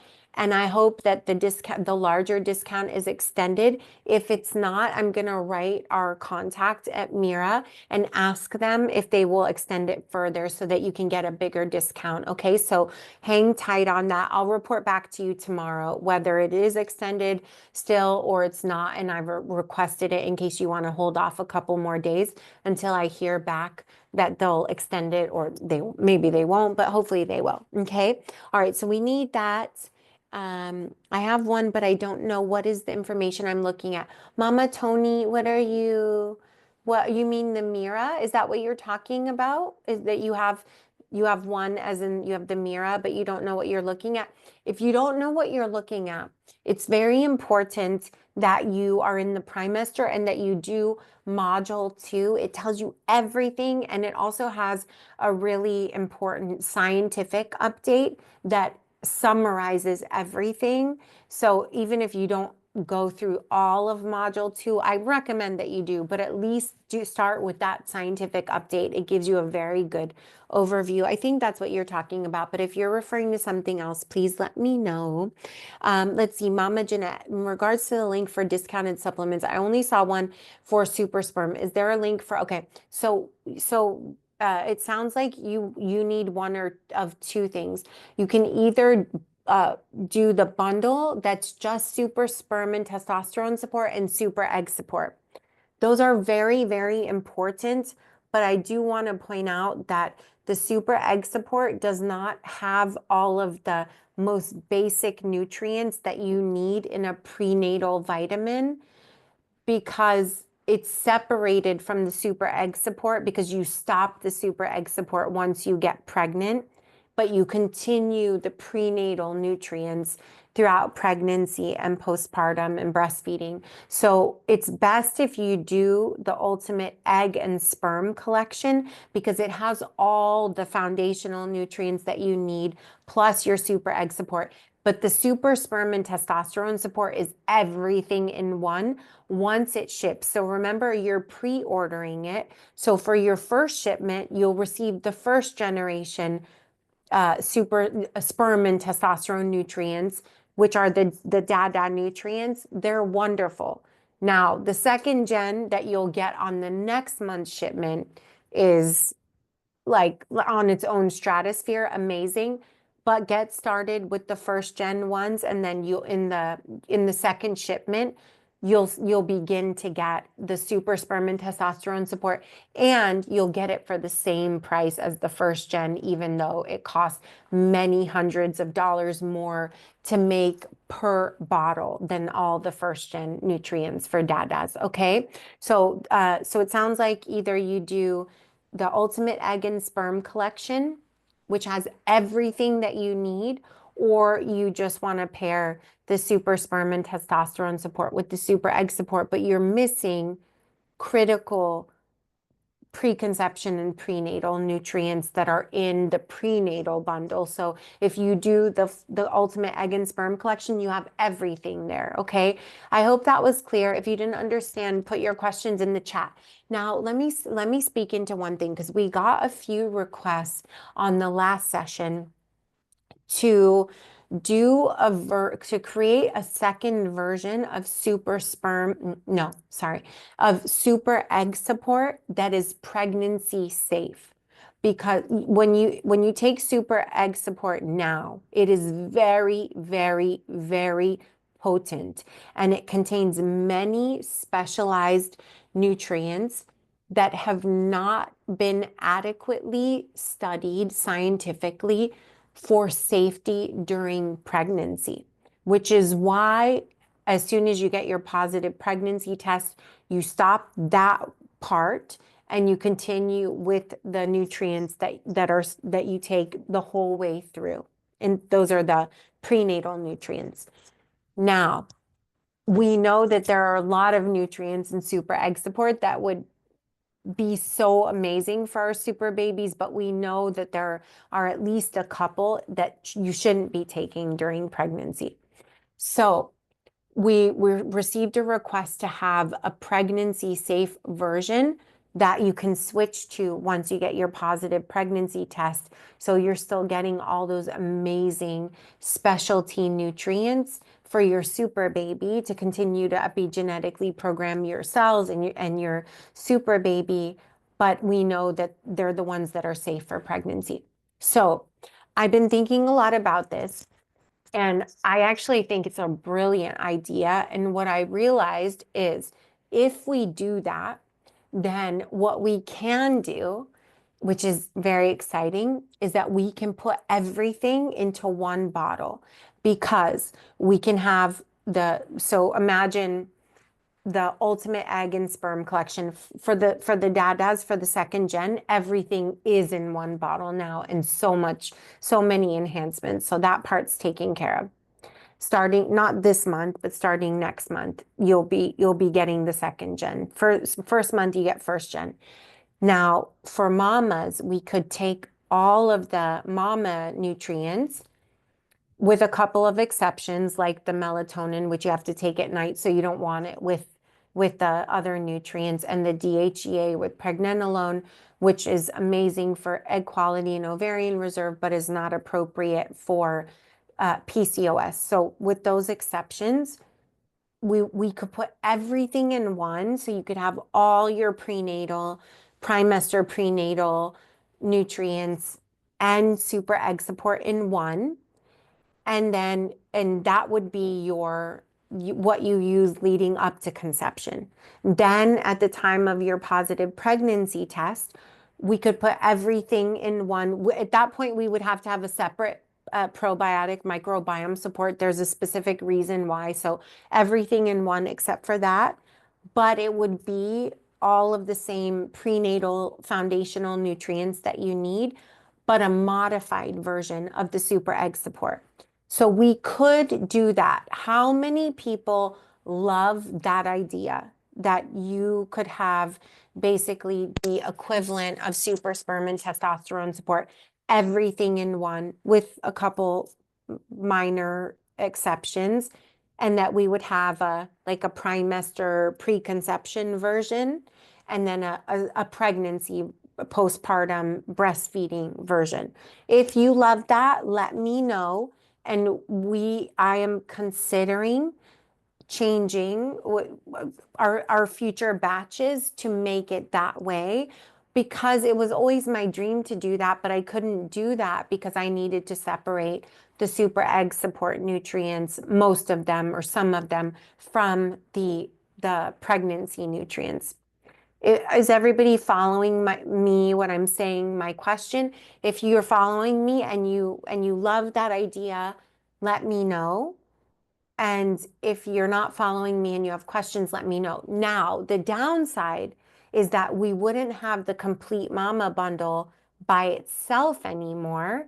So it would automatically be combined with the super egg support or the pregnancy safe version of that. So it would be more expensive, but we might be able, I don't know for sure. I don't know if it would be less expensive or more expensive. My goal would be to see, could I, by putting everything in one, maybe get the price down a little bit. I don't know for sure, but let me know if that sounds good to you, okay? So something I'm thinking about based on the feedback and the questions that we received, and also because it's very much in line with my dream, which was to streamline, make them as potent and unique and one of a kind as possible, so that they're real medical grade, prescription grade tools that you have that you can't get anywhere else, and to also have it be very streamlined and easy for you. So I love that, but I just want to make sure you love that too. Okay. All right, let's put it in the chat, and I'll look through and see your preferences. And if you know you're gonna want that, let us know. Put your contact information so that once we have it ready, we can let you know. Okay. If we have a high enough concentration of people to make those modifications, I will do that, because I think, wow, the things we could do for our super babies in utero, if we could continue to have some of those super egg support nutrients that are amazing for epigenetic programming and biological age and reduction of pro-inflammatory activity and protecting the neural tube and the brain development and the other organs. It just could be really, really amazing. Okay. All right. So I'll stop there, but just let us know. All right. So a few things to know. There are some really important differences between male and female pregnancies. And if you think about it, it makes sense because throughout the life course, there are some big differences between males and females. Am I right? So we know that women live longer than men on average, and yet women have a higher number of health problems, even though they're living longer, particularly when it comes to mental health problems, especially depression and some forms of anxiety, but also a much higher burden of autoimmune disorders, for example. So those are some really important differences across the lifespan. We also know that males are more vulnerable than females across the lifespan. We see that in the earlier average age of death among men. And this is true already of the sperm that produce male offspring and of male pregnancies. So Y sperm, those are the sperm that produce male offspring, are more fragile. And as a result of this, or not as an extension of this, male pregnancies are more vulnerable at every stage. So Y sperm are smaller and they have weaker DNA repair capacity.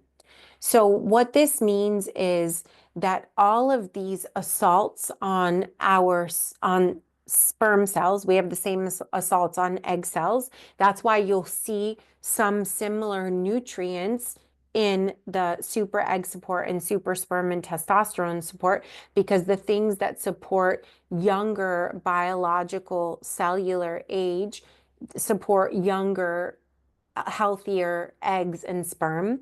There's some, you'll see some overlap in the nutrients, okay? So what it means is that all of these assaults that we experience every day on our eggs and on sperm, including higher oxidative stress, cause DNA damage, but they cause more DNA damage in the Y sperm because of the smaller size and the lower capacity for DNA repair within the sperm, those particular sperm cells that will produce male offspring, male pregnancies. Okay. So to start with, the sperm that will make male babies are weaker and more susceptible to harm from the everyday assaults on sperm cells.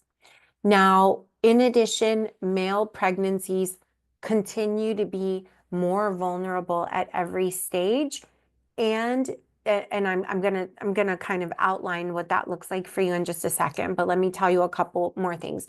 Male pregnancies, male fetuses also mature more slowly, which means that they remain more vulnerable for longer during gestation, during pregnancy. They're more susceptible to adverse or imperfect conditions, including exposure to infections, poor metabolic health in mama, also poor metabolic health in dadas leading up to conception, because that changes the epigenetic programming in the sperm, which affects the health of the placenta and other aspects of the pregnancy. We talked about that last week in our session, and when we were talking about just how important the quality of the sperm that's creating the going into the pregnancy is. And we also talked about it a little bit over email in the past few days as I was continuing to do summaries from last week's session and going a little bit deeper into what we talked about, okay?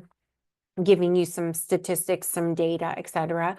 Okay, so poor metabolic health in mamas and in dadas, and then other conditions, which I'm going to say something about in just a second.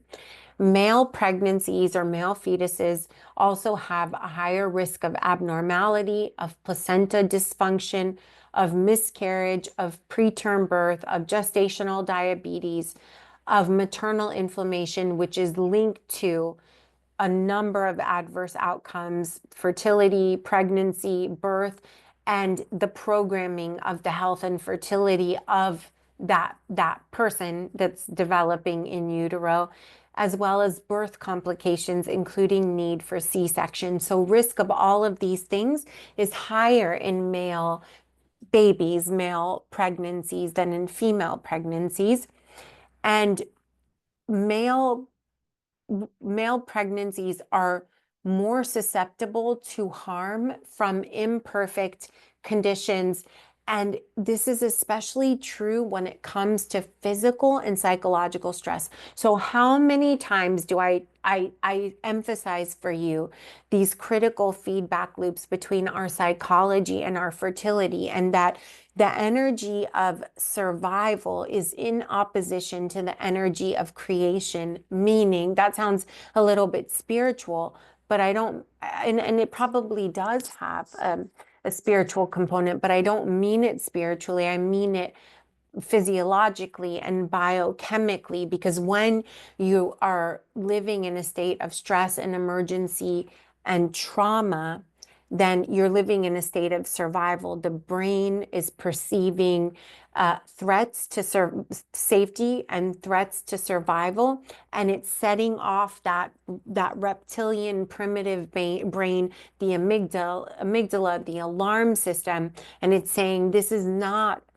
a safe time to reproduce. It's not a safe time to allocate and funnel the vast, costly resources that are needed to ovulate, to conceive, to grow a human, to birth a human, to breastfeed a human, to raise a human. So it's saying, alert, alert, alert, we're not safe. Our survival is under threat. It is not a good time to reproduce. All right. So these signals, that's why I always say, fundamentally, what we have to do when we want to overcome fertility challenges, when we want to overcome problems with egg quality and ovarian reserve, when we want to overcome problems with sperm quality and quantity and the hormonal environment that's needed for sperm production, we have got to be sending signals of safety to the brain, the body, the ovaries, and the birth canal. We need to send signals of safety for sperm as well, but it's much more consequential for eggs and for females, for the fertility of females. And this shows you just how critical.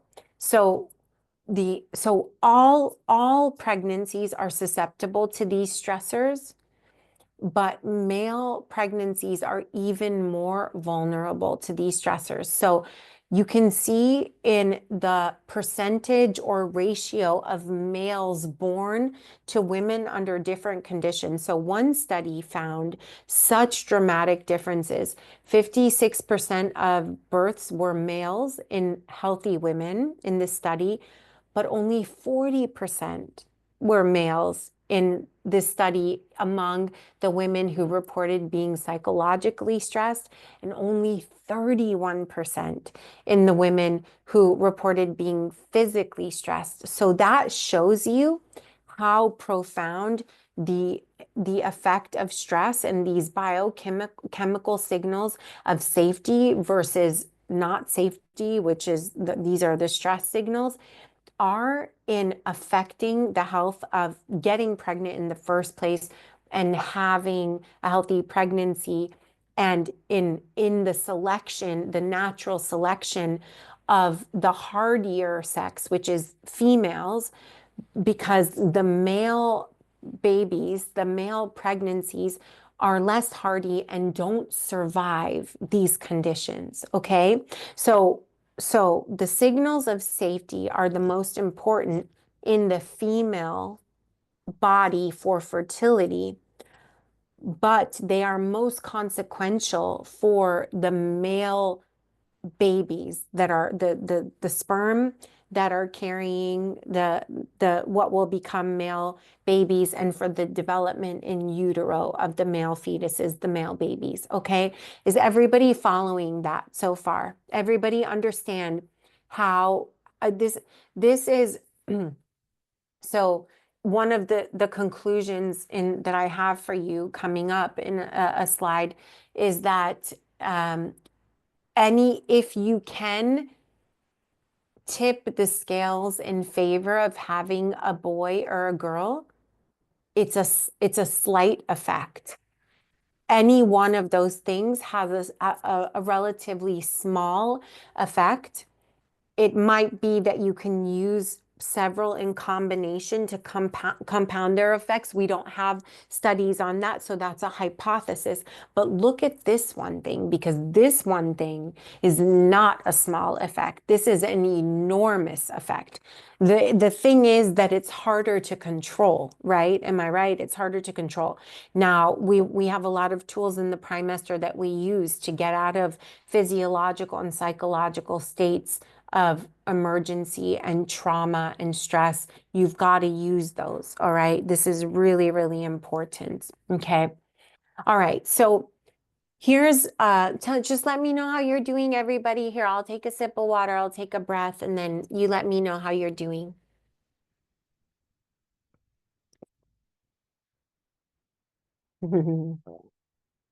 Okay, Mama Kara, I see you're hoping for the recording. Okay, so we had some questions about whether mamas need to do something to be able to receive the second generation male nutrients in the form of the super sperm and testosterone support. If you don't have to do anything if you have an active subscription. So if you have an active subscription for the Complete Mama and Dada bundle or the Ultimate Egg and Sperm collection, or the super sperm and testosterone support bundled with the super egg support, or the super sperm and testosterone support by itself.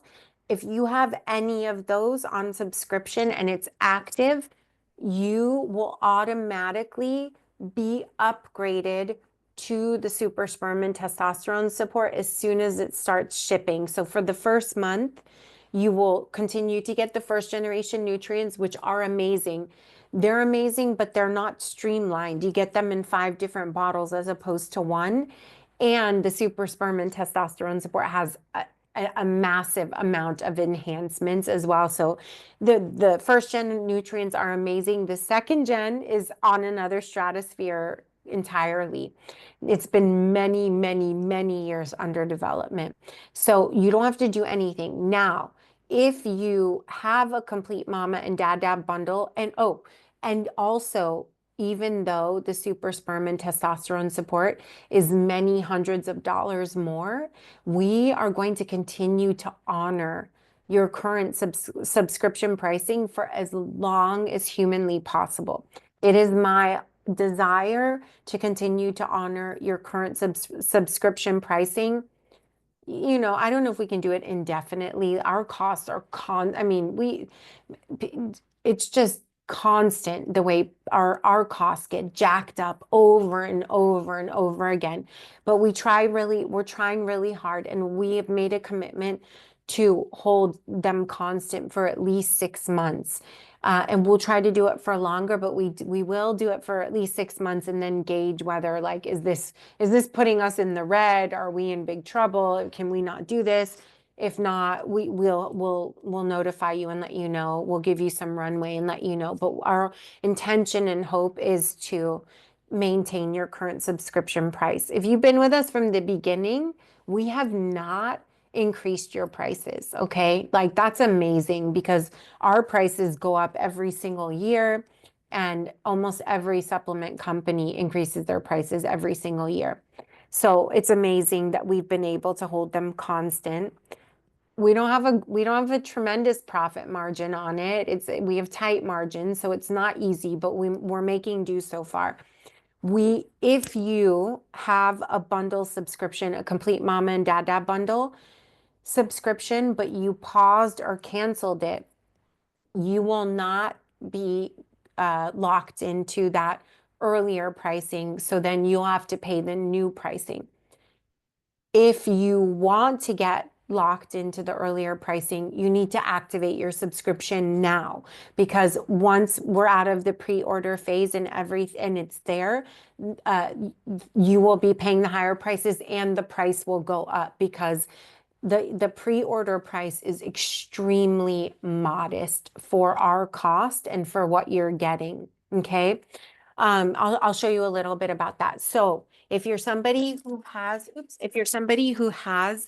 had a subscription, but you have it on pause for either Super Egg Support, because that price has to go up as well, or for the complete mama and dad bundle, or the ultimate egg and sperm collection, whatever it may be, you must activate it now to get locked into the earlier pricing before the prices go up after pre-order. Okay.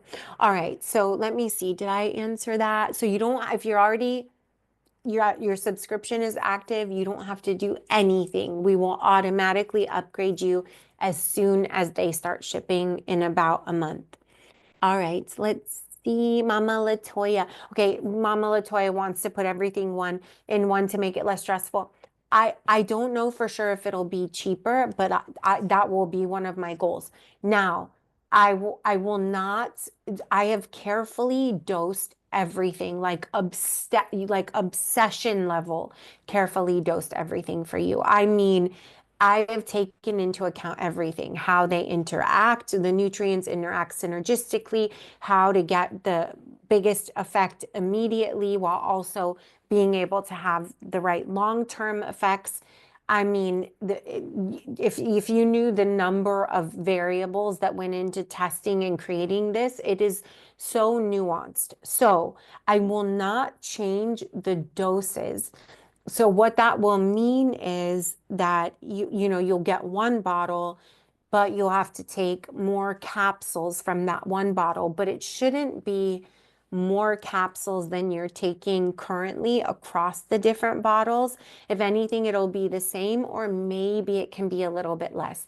I don't know if I can bring the cost down, because it's still the same quality of nutrients, the same dosage of nutrients, etc. And then also we have to use these very big bottles for, like, the Super Sperm and Testosterone Support has a very big bottle, and it can only fit a 15-day supply, because it's 15 capsules per day. So 5 capsules 3 times per day, which is a tremendous bargain, both price-wise and capsule-wise, for the 77 synergistic nutrients that you're getting in it, in the therapeutic doses that you're getting. All right. So even though 5 capsules 3 times a day sounds like a lot, first of all, your partner doesn't have to take anything else at all, maybe with the exception of super poops if they have sluggish digestion or need more electrolytes, etc. Also, you're going to see a role of electrolytes in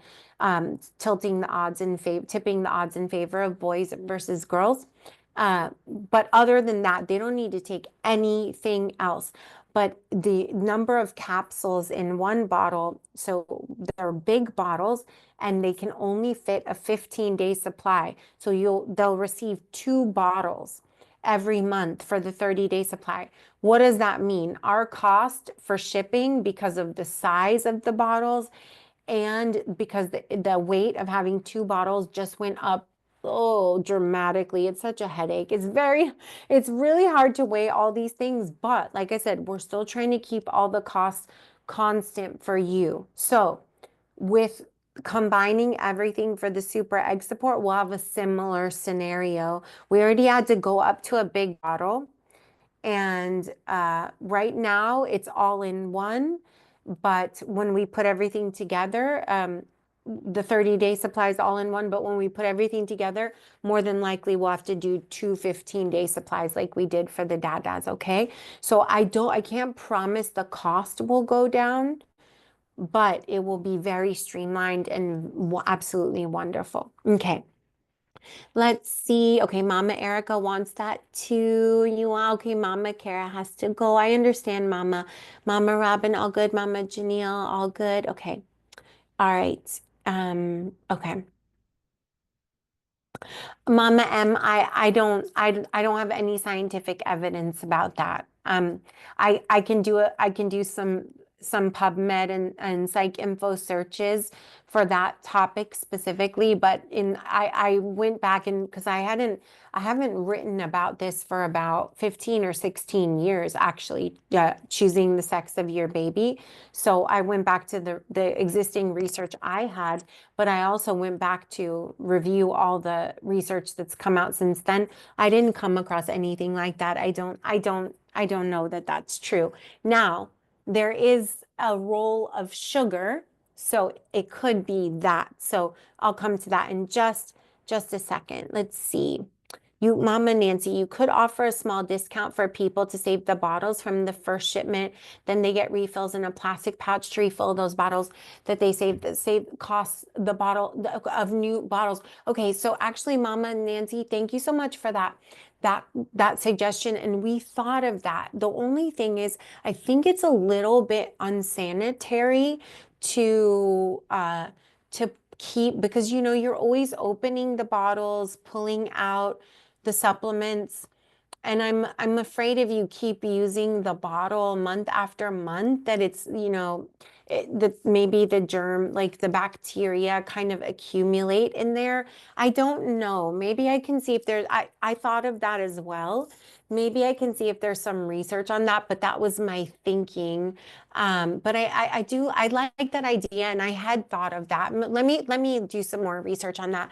We're also I'm in the process of testing some different natural scents to put, because our nutrients are so fresh that the ones with very high DHA and EPA content and choline content have a little bit of a fishy smell. It's not a bad fishy smell. It's not very strong, but it is there. But that's because it's like you just went to the market and got them, and it's a good thing.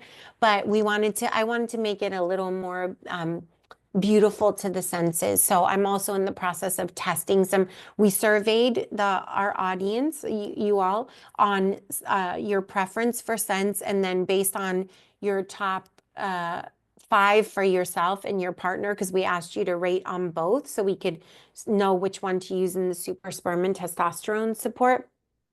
I'm in the process of testing those. I actually had initially pulled the scientific data on male and female preferences for scents, and I was going to choose completely different things than what you all chose. So I'm really glad I decided not to just go with the scientific data and to survey you instead. So I'm still testing, so it's not going in the next batch that we have, but I'm working on that, so it'll just be a little bit more beautiful. I'm also working on a fertility-friendly aphrodisiac, which I'm really excited about, and I want that to have a really beautiful scent as well. It's all natural and everything. Okay, all right. Let's see. Okay, Mama Amy T, we love you and your super baby, and so happy that you're here, and I think we'll be able to we'll make an effort to send this out. Okay. Yes, Mama M, I understand. When you said that, I recognized it to be a Chinese medicine principle. I really like traditional Chinese medicine. I just don't know that we have any research on that. But I do think that there could be a relation with some of the things that I'm going to teach you. Okay. All right. So we talked about the different theories around the timing of intercourse, around ovulation, and how the findings for that are very mixed, but we do seem to have an effect of the timing of ovulation, which we know on average changes as people get quote unquote older or farther along into their reproductive span. I teach you about this in the Primester protocol in module 2. If you're not primestering, please make sure to put your name and contact information in the chat so the team can get you the link for the Primester protocol so you can get in there to learn how to use the proprietary way we teach you to use the Mira fertility monitor, and to know exactly when and how to have intercourse and all of those things, and how to test and all those things. But let me just give you a little bit of an overview in terms of what we know about the best days to conceive, okay? Because for all of you, the most important thing is that you're timing intercourse with maximizing your odds of conceiving, regardless of whether that produces a boy or a girl. This is not a place where I would focus on trying to tip the odds in favor of having a boy or a girl, because we don't have reliable data that suggests that that's even worth doing. And what's more important is that you get the timing of intercourse right for getting pregnant in the first place, okay? So we used to believe, based on earlier scientific data, that there were only 6 fertile days. Make sure you've seen this scientific update in the Primester protocol, by the way, that there were only up to 6 fertile days in any one menstrual cycle, and that the most fertile days were the day of ovulation and the day before ovulation. We have more recent data on, I believe it's nearly 250,000 menstrual cycles. And in this groundbreaking study, we learned some new things, which is that there are up to 9 fertile days in the menstrual cycle.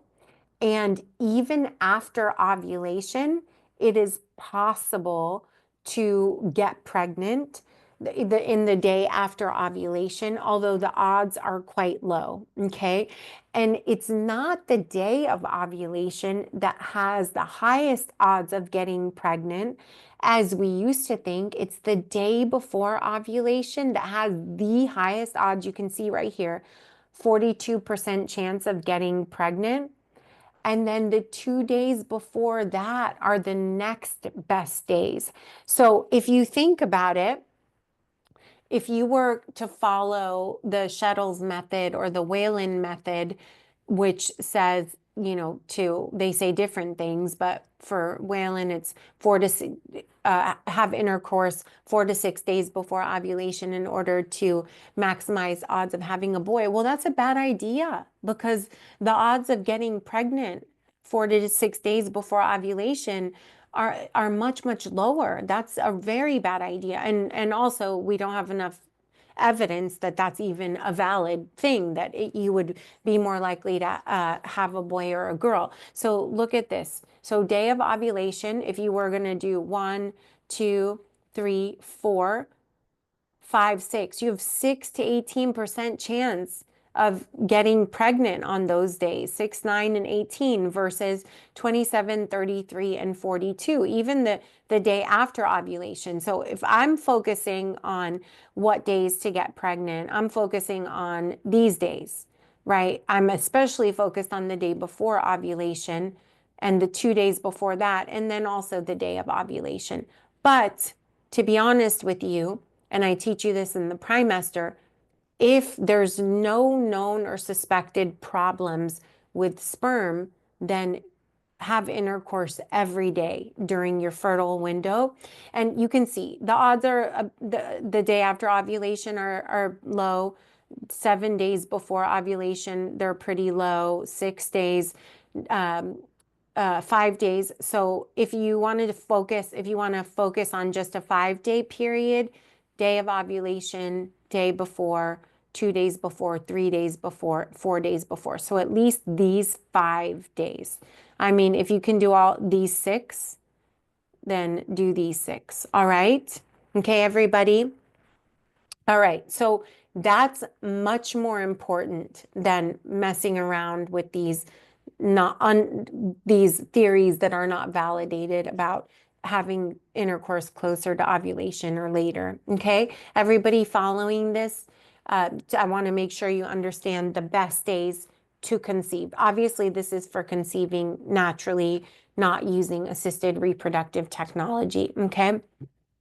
All right, let's talk a little bit. Let me see. Okay, I think we are pretty, we've covered most of the meat of today. So there's so much more I could teach you about each one of these, which is why I almost feel like I don't know. I almost feel like we could have another session, but you have a really good overview, and we're down to the last few slides. So I think we'll wrap in about 30 minutes. Okay. If you have questions, start putting them in the chat so I can start answering questions as well. Okay, mamas.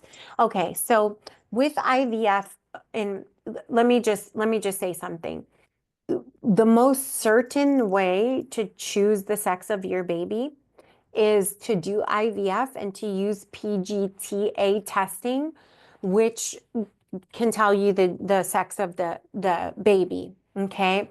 Now that is about 98, 99% accurate. So that is really the only way to select the sex of your baby. Now, there are ethical concerns around that, and there are organizations such as ASRM and specific clinics within the United States that have ethical concerns about choosing the sex of your baby just kind of for preference, as opposed to for medical conditions, because some people are carriers of diseases that are sex linked. So they affect either female or male offspring, and can be very dangerous or deadly. In those cases, for medical reasons, there's a really strong case or argument for using sex selection. But beyond that, there are a lot of ethical considerations and concerns.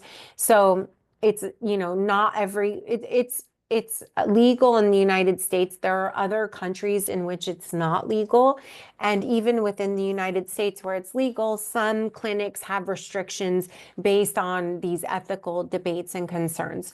Now with IVF, so that's if you are doing PGTA testing and you can learn the sex of the embryos and decide we're going to transfer this one because it's a girl and we already have a boy, or whatever it may be. This is without testing. IVF alone produces a higher percentage of boys, but IVF with ICSI, that's when one sperm is selected and inserted into the egg to fertilize the egg, produces a higher percentage of girls. This is without PGTA testing. This is just through the process of IVF without ICSI and the process of IVF with it. Now, why is that? Okay, the reason is because the Y sperm depend more on glycolysis for their function and development. And so the medium that's used, the cultures that are used for the IVF process contain glucose. So that higher sugar content can encourage sperm that will make male babies. So that seems to be one of the reasons for a higher percentage of IVF babies being male babies. And IVF produces about 53 to 56% boys, as opposed to essentially 50-50 in natural conception. And it can be as high as almost 59% boys when the embryos are transferred at the blastocyst stage. That seems to also have a preference for sperm that will produce male pregnancies. Now, IVF with ICSI has a lower rate of boys, a higher rate of girls. The rate of boys can be as low as 48.7%, so 49%. And so think about it. That's not just down from the natural conception, which is about 50-50, but it's down from this higher rate of boys in IVF. So it's a pretty big drop, and it drops even lower to this 48.7% at the cleavage stage, which is before the blastocyst stage. All right. Why does this happen? We think this happens because of sperm DNA integrity. So the sperm are looked at under a microscope, and the one that looks the healthiest, the strongest, is the one that's selected for the ICSI process to be inserted to fertilize the egg. And we think that it's more often that the X sperm look healthier, especially under the conditions of the laboratory, and therefore are selected for the ICSI procedure. Did everybody understand what I just said? So it has to do with how healthy the sperm look, especially under the laboratory conditions. Remember, it makes sense because what did we say earlier? There's a lot of evidence for the fact that and we've known this for a long time in epidemiological studies, medical studies, etc., that the Y sperm are not as strong, they're not as hardy, they're faster, they're lighter, they're smaller, they're not as resilient, so they have a harder time surviving conditions that are less than perfect. Well, conditions outside of the body are always going, in the laboratory are always going to be less perfect than conditions inside the body in the natural environment where conception has evolved to occur. So that makes sense that the sperm that produce male pregnancies have a harder time in those conditions, and that the X sperm that produce girls are going to look hardier under the microscope for selection for the ICSI. Okay.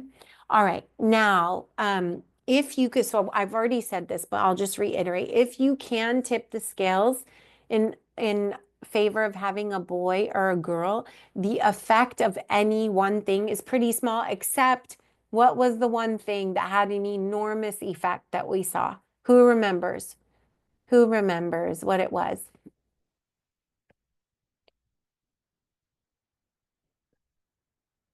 Does anybody remember? It was the stress, right, Mama Elizabeth? It was the stress levels, the physical stress levels and the psychological stress levels, okay? So that had a huge effect. But in general, instead of about 50-50, and in natural conception, it's not exactly 50-50, but it's almost 50-50, okay? Instead of essentially 50-50, you can maybe tip the scales 47-53 or 48-52, okay? All right. IVF with gender selection is the only robust way to select the sex of your baby. And as we said, it's still not legal in some countries, and there are ethical concerns unless it's being used for medical reasons for sex-specific genetic conditions. Okay.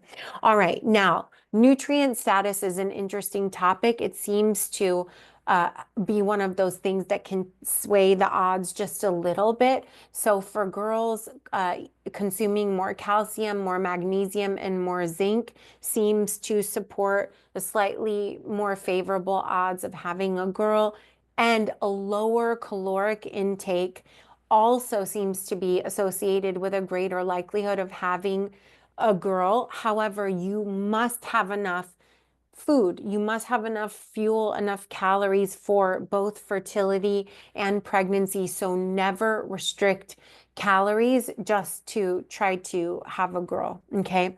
And then lower sugar intake also seems to support a greater likelihood of having a girl. Now, on the flip side, nutrient status for boys, so higher calcium, sodium through salt or electrolytes, for example, and potassium can support, so taking those kinds of supplements can support having greater odds of having a boy. And so can DHEA supplementation, because maternal hormonal status can support having, in depending on what it is, can support having greater likelihood of having a boy or having a girl. And then higher caloric intake, including higher sugar intake and higher fat intake from meats and full fat dairy, seem to support a greater likelihood of having a boy. Why is that? We think this is where the evolutionary theories come in. We believe that there's an evolutionary adaptation, that when there are signals of plenty, such as in having plenty of food, plenty of nutrients, plenty of fats, plenty of sugars, plenty of salt, signals that it's a favorable environment for growing a male child and raising a male. Because in the time of our caveman and woman ancestors, it was important for males to grow big and strong and be the alpha males. So environments that were plentiful, that signaled plenty to the brain, body, ovaries, and birth canal, made it more favorable for boys. Environments that were more deprived and more stressful and less favorable signaled that they were better environments for girls, because remember, girls can, the sperm that makes girls and also the girl fetuses and girls throughout the lifespan are hardier and can survive in less ideal conditions more easily than boys. So we think that there's an evolutionary adaptation for this. And even though we don't live in the same environment that our caveman and woman ancestors did, evolution has not caught up with that. And so it still thinks that we need to produce alpha males and that girls don't have to be born into such plentiful environments because they'll survive and they can still have the option of maybe marrying into a more plentiful environment, whereas historically males couldn't marry into more plentiful environments. I think that has really changed as well. All right, so those are just some examples. Also, these nutrient profiles can affect the pH, the vaginal pH, the larger the pH of the organism. Remember, acidity versus alkalinity. And then the caloric intake and nutrient status signal stress or a lack of stress. Not having enough calories, having nutrient deficiencies and imbalances are one of the most potent ways to send biochemical signals of stress and a lack of safety and threat to survival. That's why the nutrients that we take in through our food, our nutritional gifts, our fertile food pyramid, and also through our supplementation are so critical, because they send signals biochemically of plenty, that we are safe, that there are no threats to our survival, and that we have plenty of resources to funnel to ovulation, conception, pregnancy, growing a human, birthing a human, breastfeeding a human, raising a human. That's why they're so important. And the specialty nutrients in Super Egg support, so you have the foundational preconception, trimester, and pregnancy nutrients that are now currently separate in the Complete Mama bundle that we probably in the future will combine with the Super Egg support, which are the specialty nutrients for egg quality, ovarian reserve, and reduced biological age, and all of these other processes that we've talked about. And these nutrients together send incredible signals of plenty and safety, because these specialty nutrients and the full RDA of these foundational nutrients in the prenatal bundle, we are not getting day to day from our diets because of eating the things we have access to locally, etc., because of what it would cost and the number of different specialty foods that we would have to consume in a day to get those therapeutic doses, and because our soil and other aspects of agriculture and farming, etc., are not what they used to be, and they're very depleted of nutrients. So we have to eat, we need to get nutrients from food, but we'll never be able to get this variety and dose of nutrients from food that we do from supplementation. Okay. All right. So we'll just talk about one more thing. So it's very important to understand that both undereating and overeating can be very harmful to fertility and pregnancy and the programming of the health of the baby that you're making. So remember how we talked about that higher caloric intake, higher in the form of sugars, salts, fats, and these supplemental nutrients can increase the odds of having a boy, because evolutionarily speaking, environments of plenty are considered environments that favor raising boys. And so one pattern that we see is that women who are thinner may be more likely to have girls, especially if they are thinner because they are restricting the calories that they're eating. This is probably less relevant to women who are just naturally very thin and have a higher metabolism. So even though they're consuming plenty of calories, they don't have nutrient deficiencies, etc., they're still thin. So that pattern is probably not as strong in that group of women, but for women who have a history of restricting eating or restricting eating at the time when they're getting pregnant, may be more likely to have girls for under those same evolutionary conditions. Also because women with lower body fat often have depleted reproductive and sex hormones, which also can tip the odds in favor of having a boy versus a girl. So there is a possibility that people who are thinner may be more likely to have girls. And it's very important, as I said, to know that restricting calories, not eating enough, and eating too much are both detrimental to fertility, to pregnancy outcomes, and to the programming of the baby in the trimester, in utero, and during breastfeeding, etc. So it's very important that you're not restricting calories, but you don't eat in excess either just because you're planning to get pregnant or you are pregnant.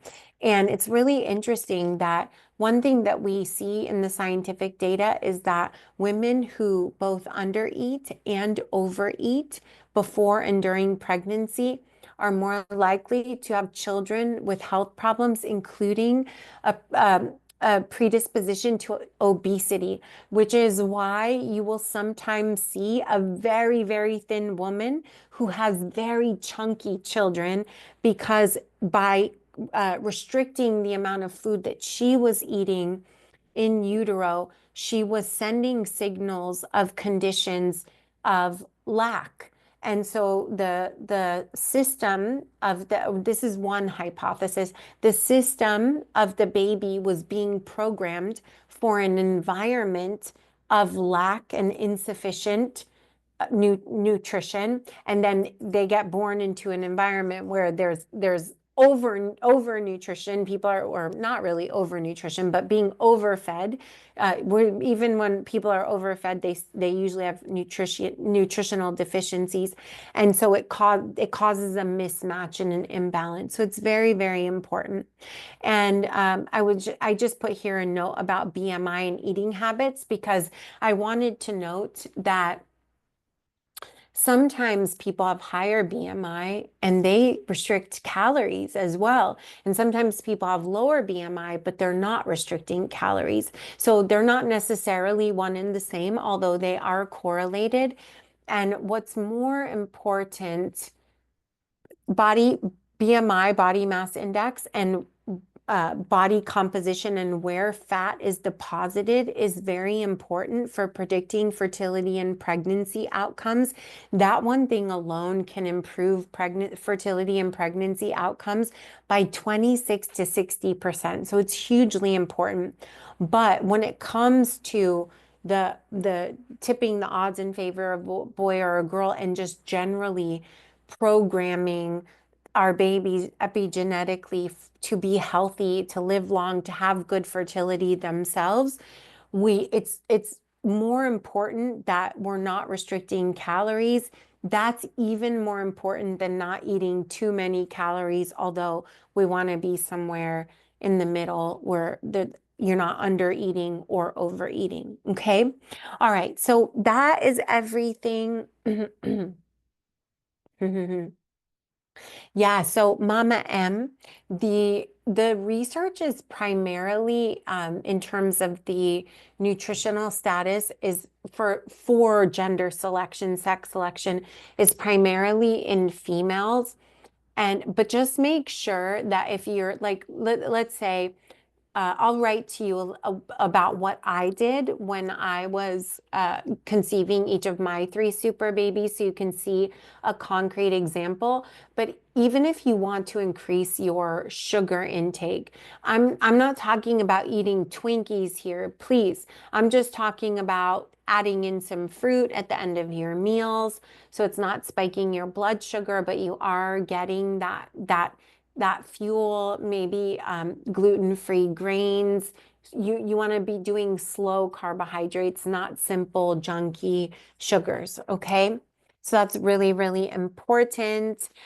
There are important effects of paternal nutrition as well, including protein intake that can really influence like the development of the heart and other things in your super baby. So that's maybe we can do another session on that. That's not as much about sex selection as in how the dad's nutrition in the trimester is going to program the health of the pregnancy and the health of your future baby. So that's really, really important. Like, I highly do not recommend vegetarianism or veganism in the trimester and during pregnancy, and that I include that for males and females. So for the mamas and dadas, and it's not because I have anything against veganism or vegetarianism. In fact, I love plant foods very much,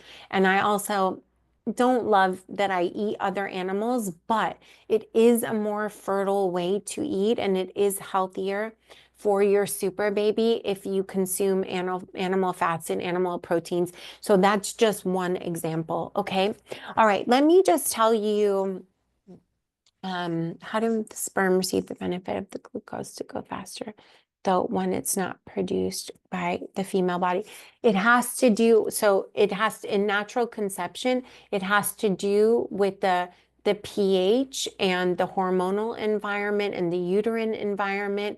And in IVF, it has to do with the in vitro environment, the medium that the egg and sperm are being put together in, the medium that the fertilized egg is being put in to develop, etc. Okay, so let's talk about. Let me just show you really quickly a little bit about the 77 amazing synergistic ingredients in super sperm and testosterone support. So we have 7 categories of blends or nutrient matrices in super sperm and testosterone support. So we have the first one, which is the biggest focus, which is for supporting the different sperm parameters, the different components of the sperm cells and testicular redox. So this is about improving the antioxidant status in the testes. So you have this incredible list of nutrients here. And then the second category is for the support of natural endogenous internal production of testosterone for improved free and total testosterone levels, as well as for sufficient testosterone to support the production of new sperm that are healthy, and broader hormonal balance. Because what's important to know is that males and females have both characteristically male and female hormones. And sometimes males, especially as they get older, can start to develop higher female hormones, which can harm male fertility. So for example, FSH, luteinizing hormone, estradiol. So this is really important. And also these same nutrients support libido, because healthy libido, because that operates largely through hormones. And it also has a psychological component, obviously, but hormones are one of the biggest drivers of libido. All right, and then we have the third category, which is for healthy erectile function and prostate health. So one thing that you'll notice about super sperm and testosterone support is that it's absolutely critical for sperm parameters and testosterone and healthy male fertility, but it's also really important for lifelong health and well-being in males, especially protecting the prostate, which typically becomes enlarged over time and can be associated with a number of problems with sexual function, but also can develop into prostate cancer and other kinds of problems, a weak bladder, having to go to the bathroom all the time, etc. So those are some indications that the prostate is starting to have some trouble. The fourth category is, these are more about the gut-brain axis, the central nervous system, and supporting drive and achievement. And they also support the stress response, but these are having healthy stress response. These nutrients are so incredible. They have nootropic properties. They increase BDNF alpha, which is in the brain, but also has important links to fertility, because remember, the fertility system is so much more than the ovaries and eggs and testes and sperm. And those of you who are trimestering, you already understand that. Okay, next category is about cellular renewal and longevity, including supporting healthy cellular function to be protective against kind of cells going awry, which are the processes that can lead to different types of cancers and other diseases of aging. So this is really, really important. These nutrients are also there for the reduction of biological age and cellular age, including the age of sperm cells, to increasing telomere length, which is one of the strongest indicators of how long someone will live, for example. So really, really potent, expensive, specialized nutrients. This category is about the microbiome and the gut-brain axis, which is really, really important. It's also very important for the gut lining and the junctions in the gut. So if there are problems with leaky gut or autoimmune disorders, which almost always have at their root leaky gut, this is also very important, but it's also critical for the fertility system, for the pH in the body, and for sperm as well. I've categorized them, but many of them run into different categories, but I've put them in the categories where it's their primary function, okay, or their strongest, they exert their strongest effects. Okay, this category is about muscle mass and metabolic mastery, but this is cardiometabolic health, and the ratio of lean muscle mass to body fat and where body fat is deposited is very important for male fertility, just as it is for female fertility. So those are that's just a quick summary of the nutrients in the 77 synergistic, amazing, highly specialized, incredible quality, the highest quality nutrients that are in super sperm and testosterone support.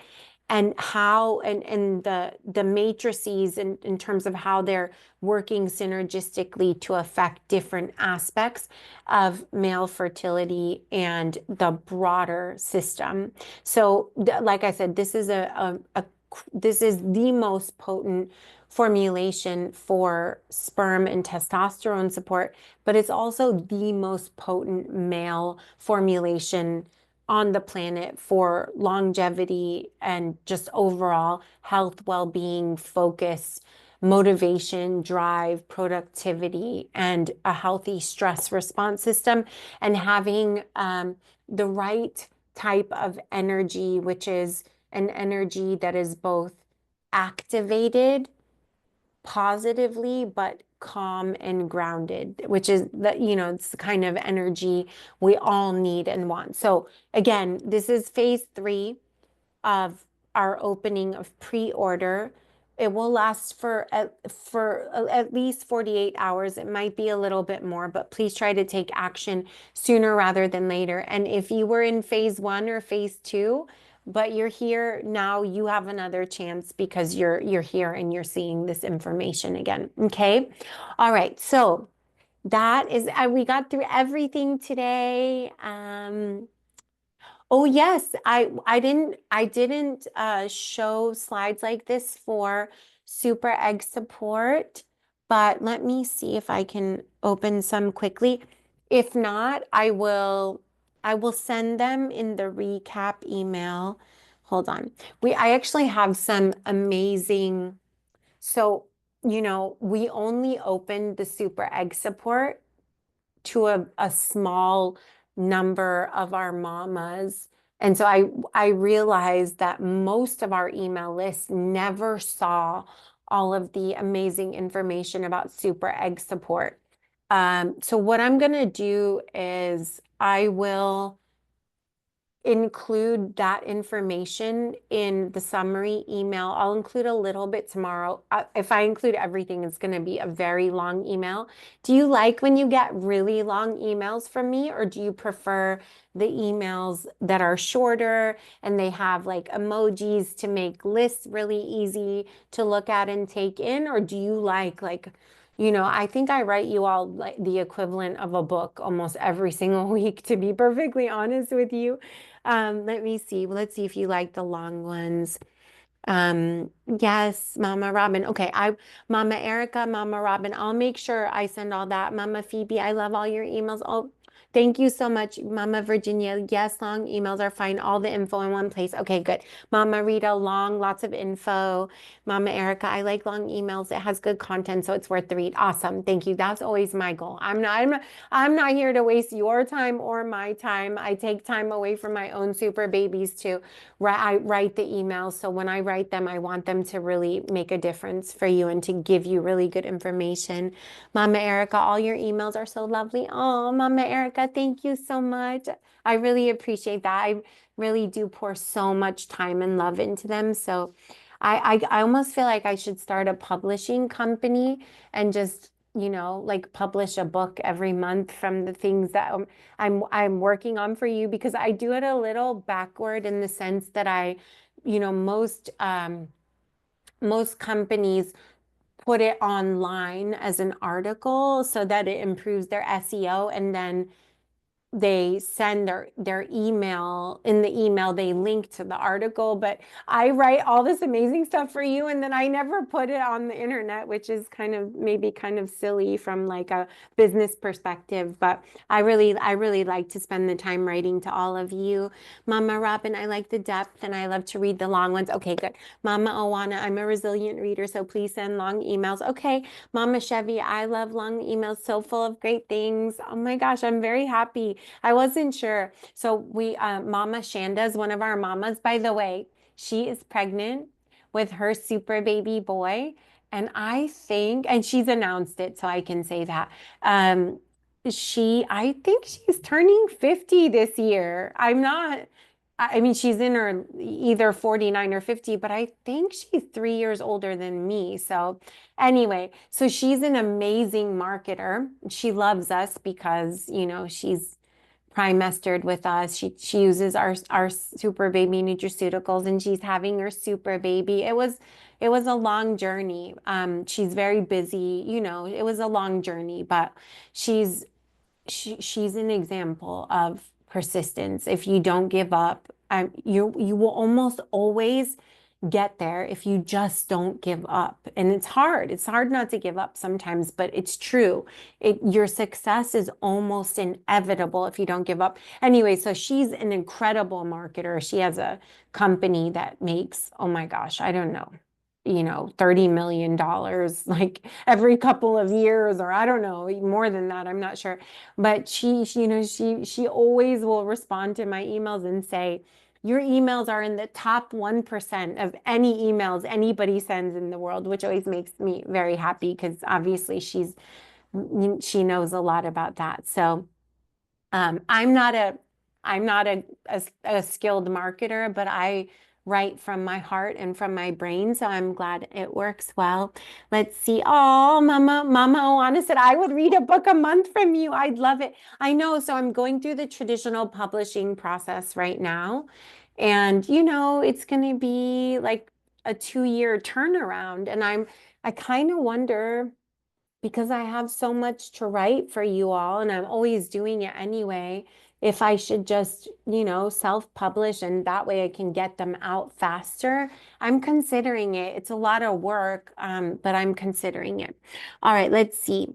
Mama Virginia says, great for showing our husbands too. Yes, absolutely, right? And so they can see like the references and all the scientific references and all the things.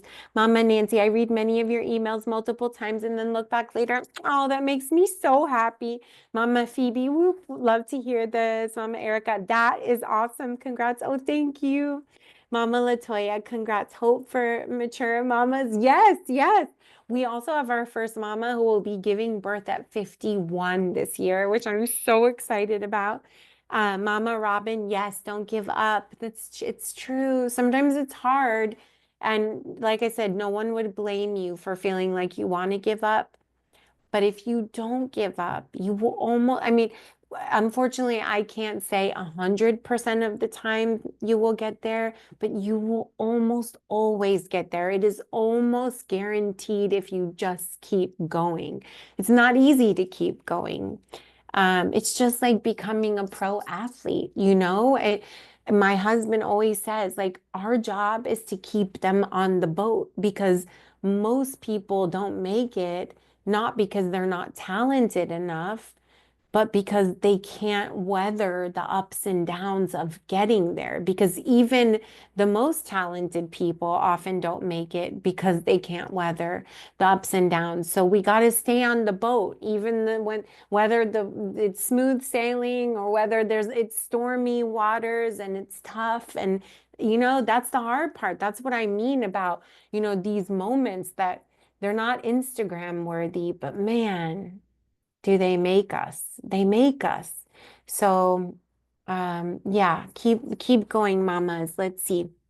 Mama Katarzyna, you give us all the info, emotions, guidance, and support in your emails, and we have all the love back for you. Oh, thank you so much, Mama Katarzyna. That means the world to me, truly.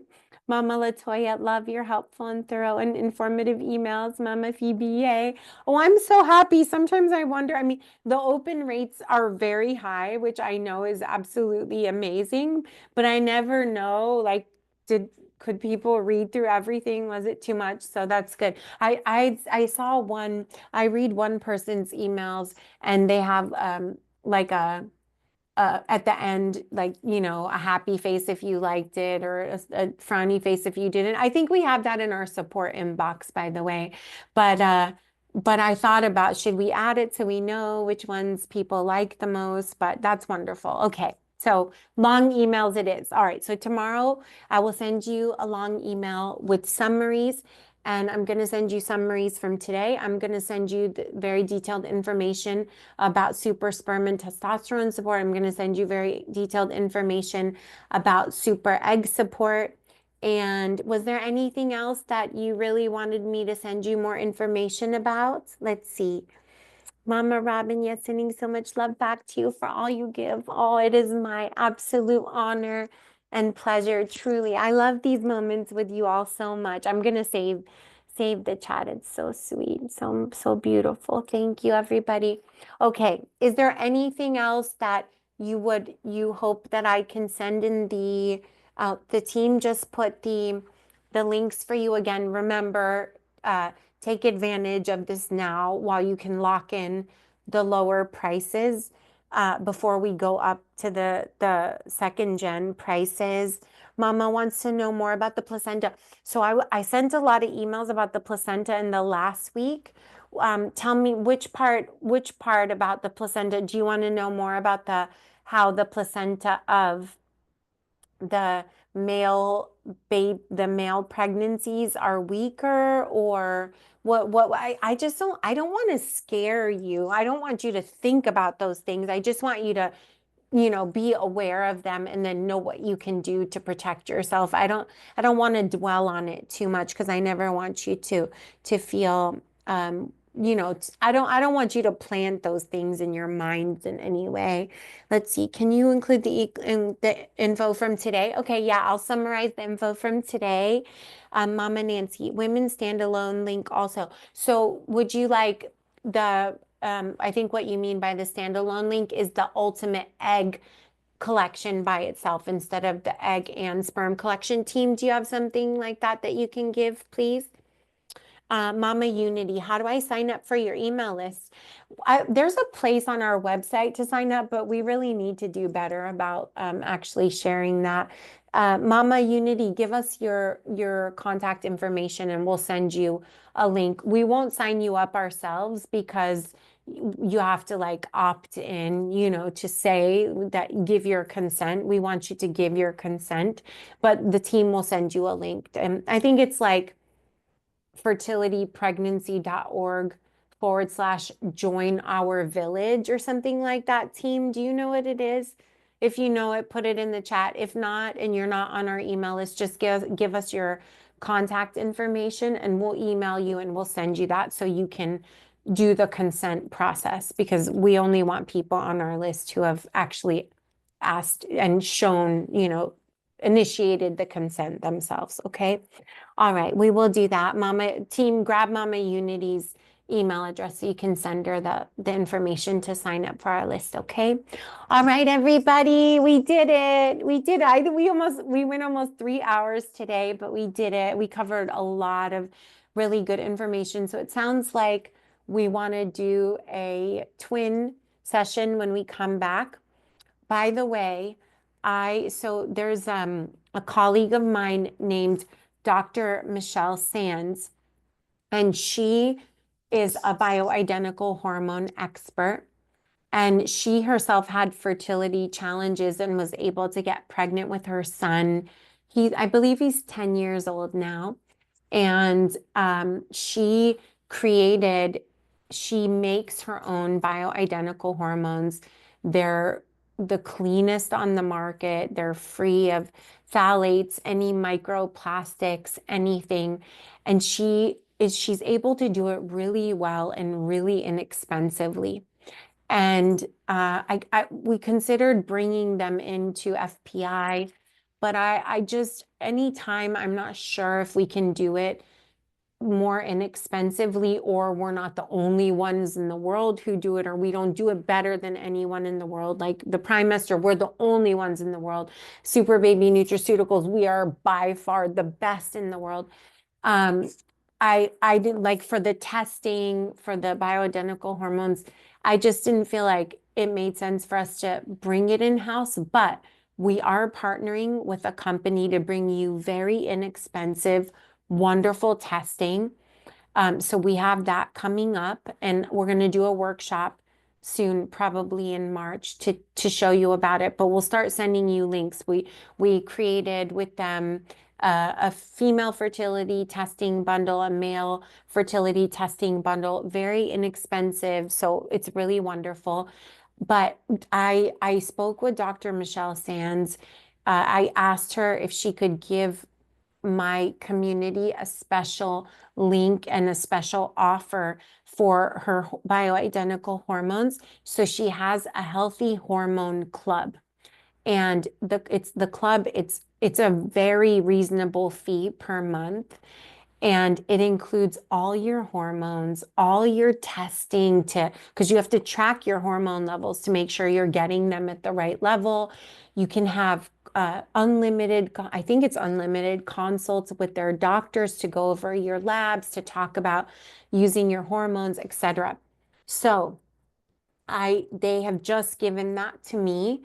If anybody needs that, I can also include that. And I asked her to come do a workshop so she could talk with you about the process of using the bioidentical hormones. Now, if you're doing IVF, you won't introduce the bioidentical hormones because they're going to give you synthetic hormones, and it's just not, it's complicated, and I would strongly advise you against doing any hormones outside of what they're giving you in the IVF process. But if you're conceiving naturally and you know that your periods are becoming very irregular and you look like, you're experiencing diminished ovarian reserve, you look like you're in perimenopause, in menopause, or you just don't have enough progesterone to support conception, fertilized egg implanting. These are instances in which the bioidentical hormones can be very helpful, not just for how you feel, but also for helping to support your conception goals. They don't replace the trimester, they don't replace nutrients, but they can be a great additional support, especially because they are bioidentical and they are clean. So if you need that, I can also include that. And I'm hoping that she's really busy, but I'm hoping she'll make time to come in with me in the spring to share a little bit about all of you, about that with all of you. So I'll include that info. Yes, yes, yes. Okay, please include the extra good Mira discount. Oh yes, that was what it was. I knew there was something else. Okay, the Mira discount. Okay, I have that and the hormone club everyone wants. Yeah, and I have invited her, and her husband said that he thinks that he can arrange that. So hopefully I'll be soon. Okay. Oh, I think it's somebody's asking if the shape of the belly during pregnancy indicates if it's a boy or a girl. I think it's an old wives' tale. They say if it's higher, it's a boy. If it's like more spread out or lower. Is that right? I think that's right. If it's more spread out, it's a girl. I don't know. I think it's an old wives' tale.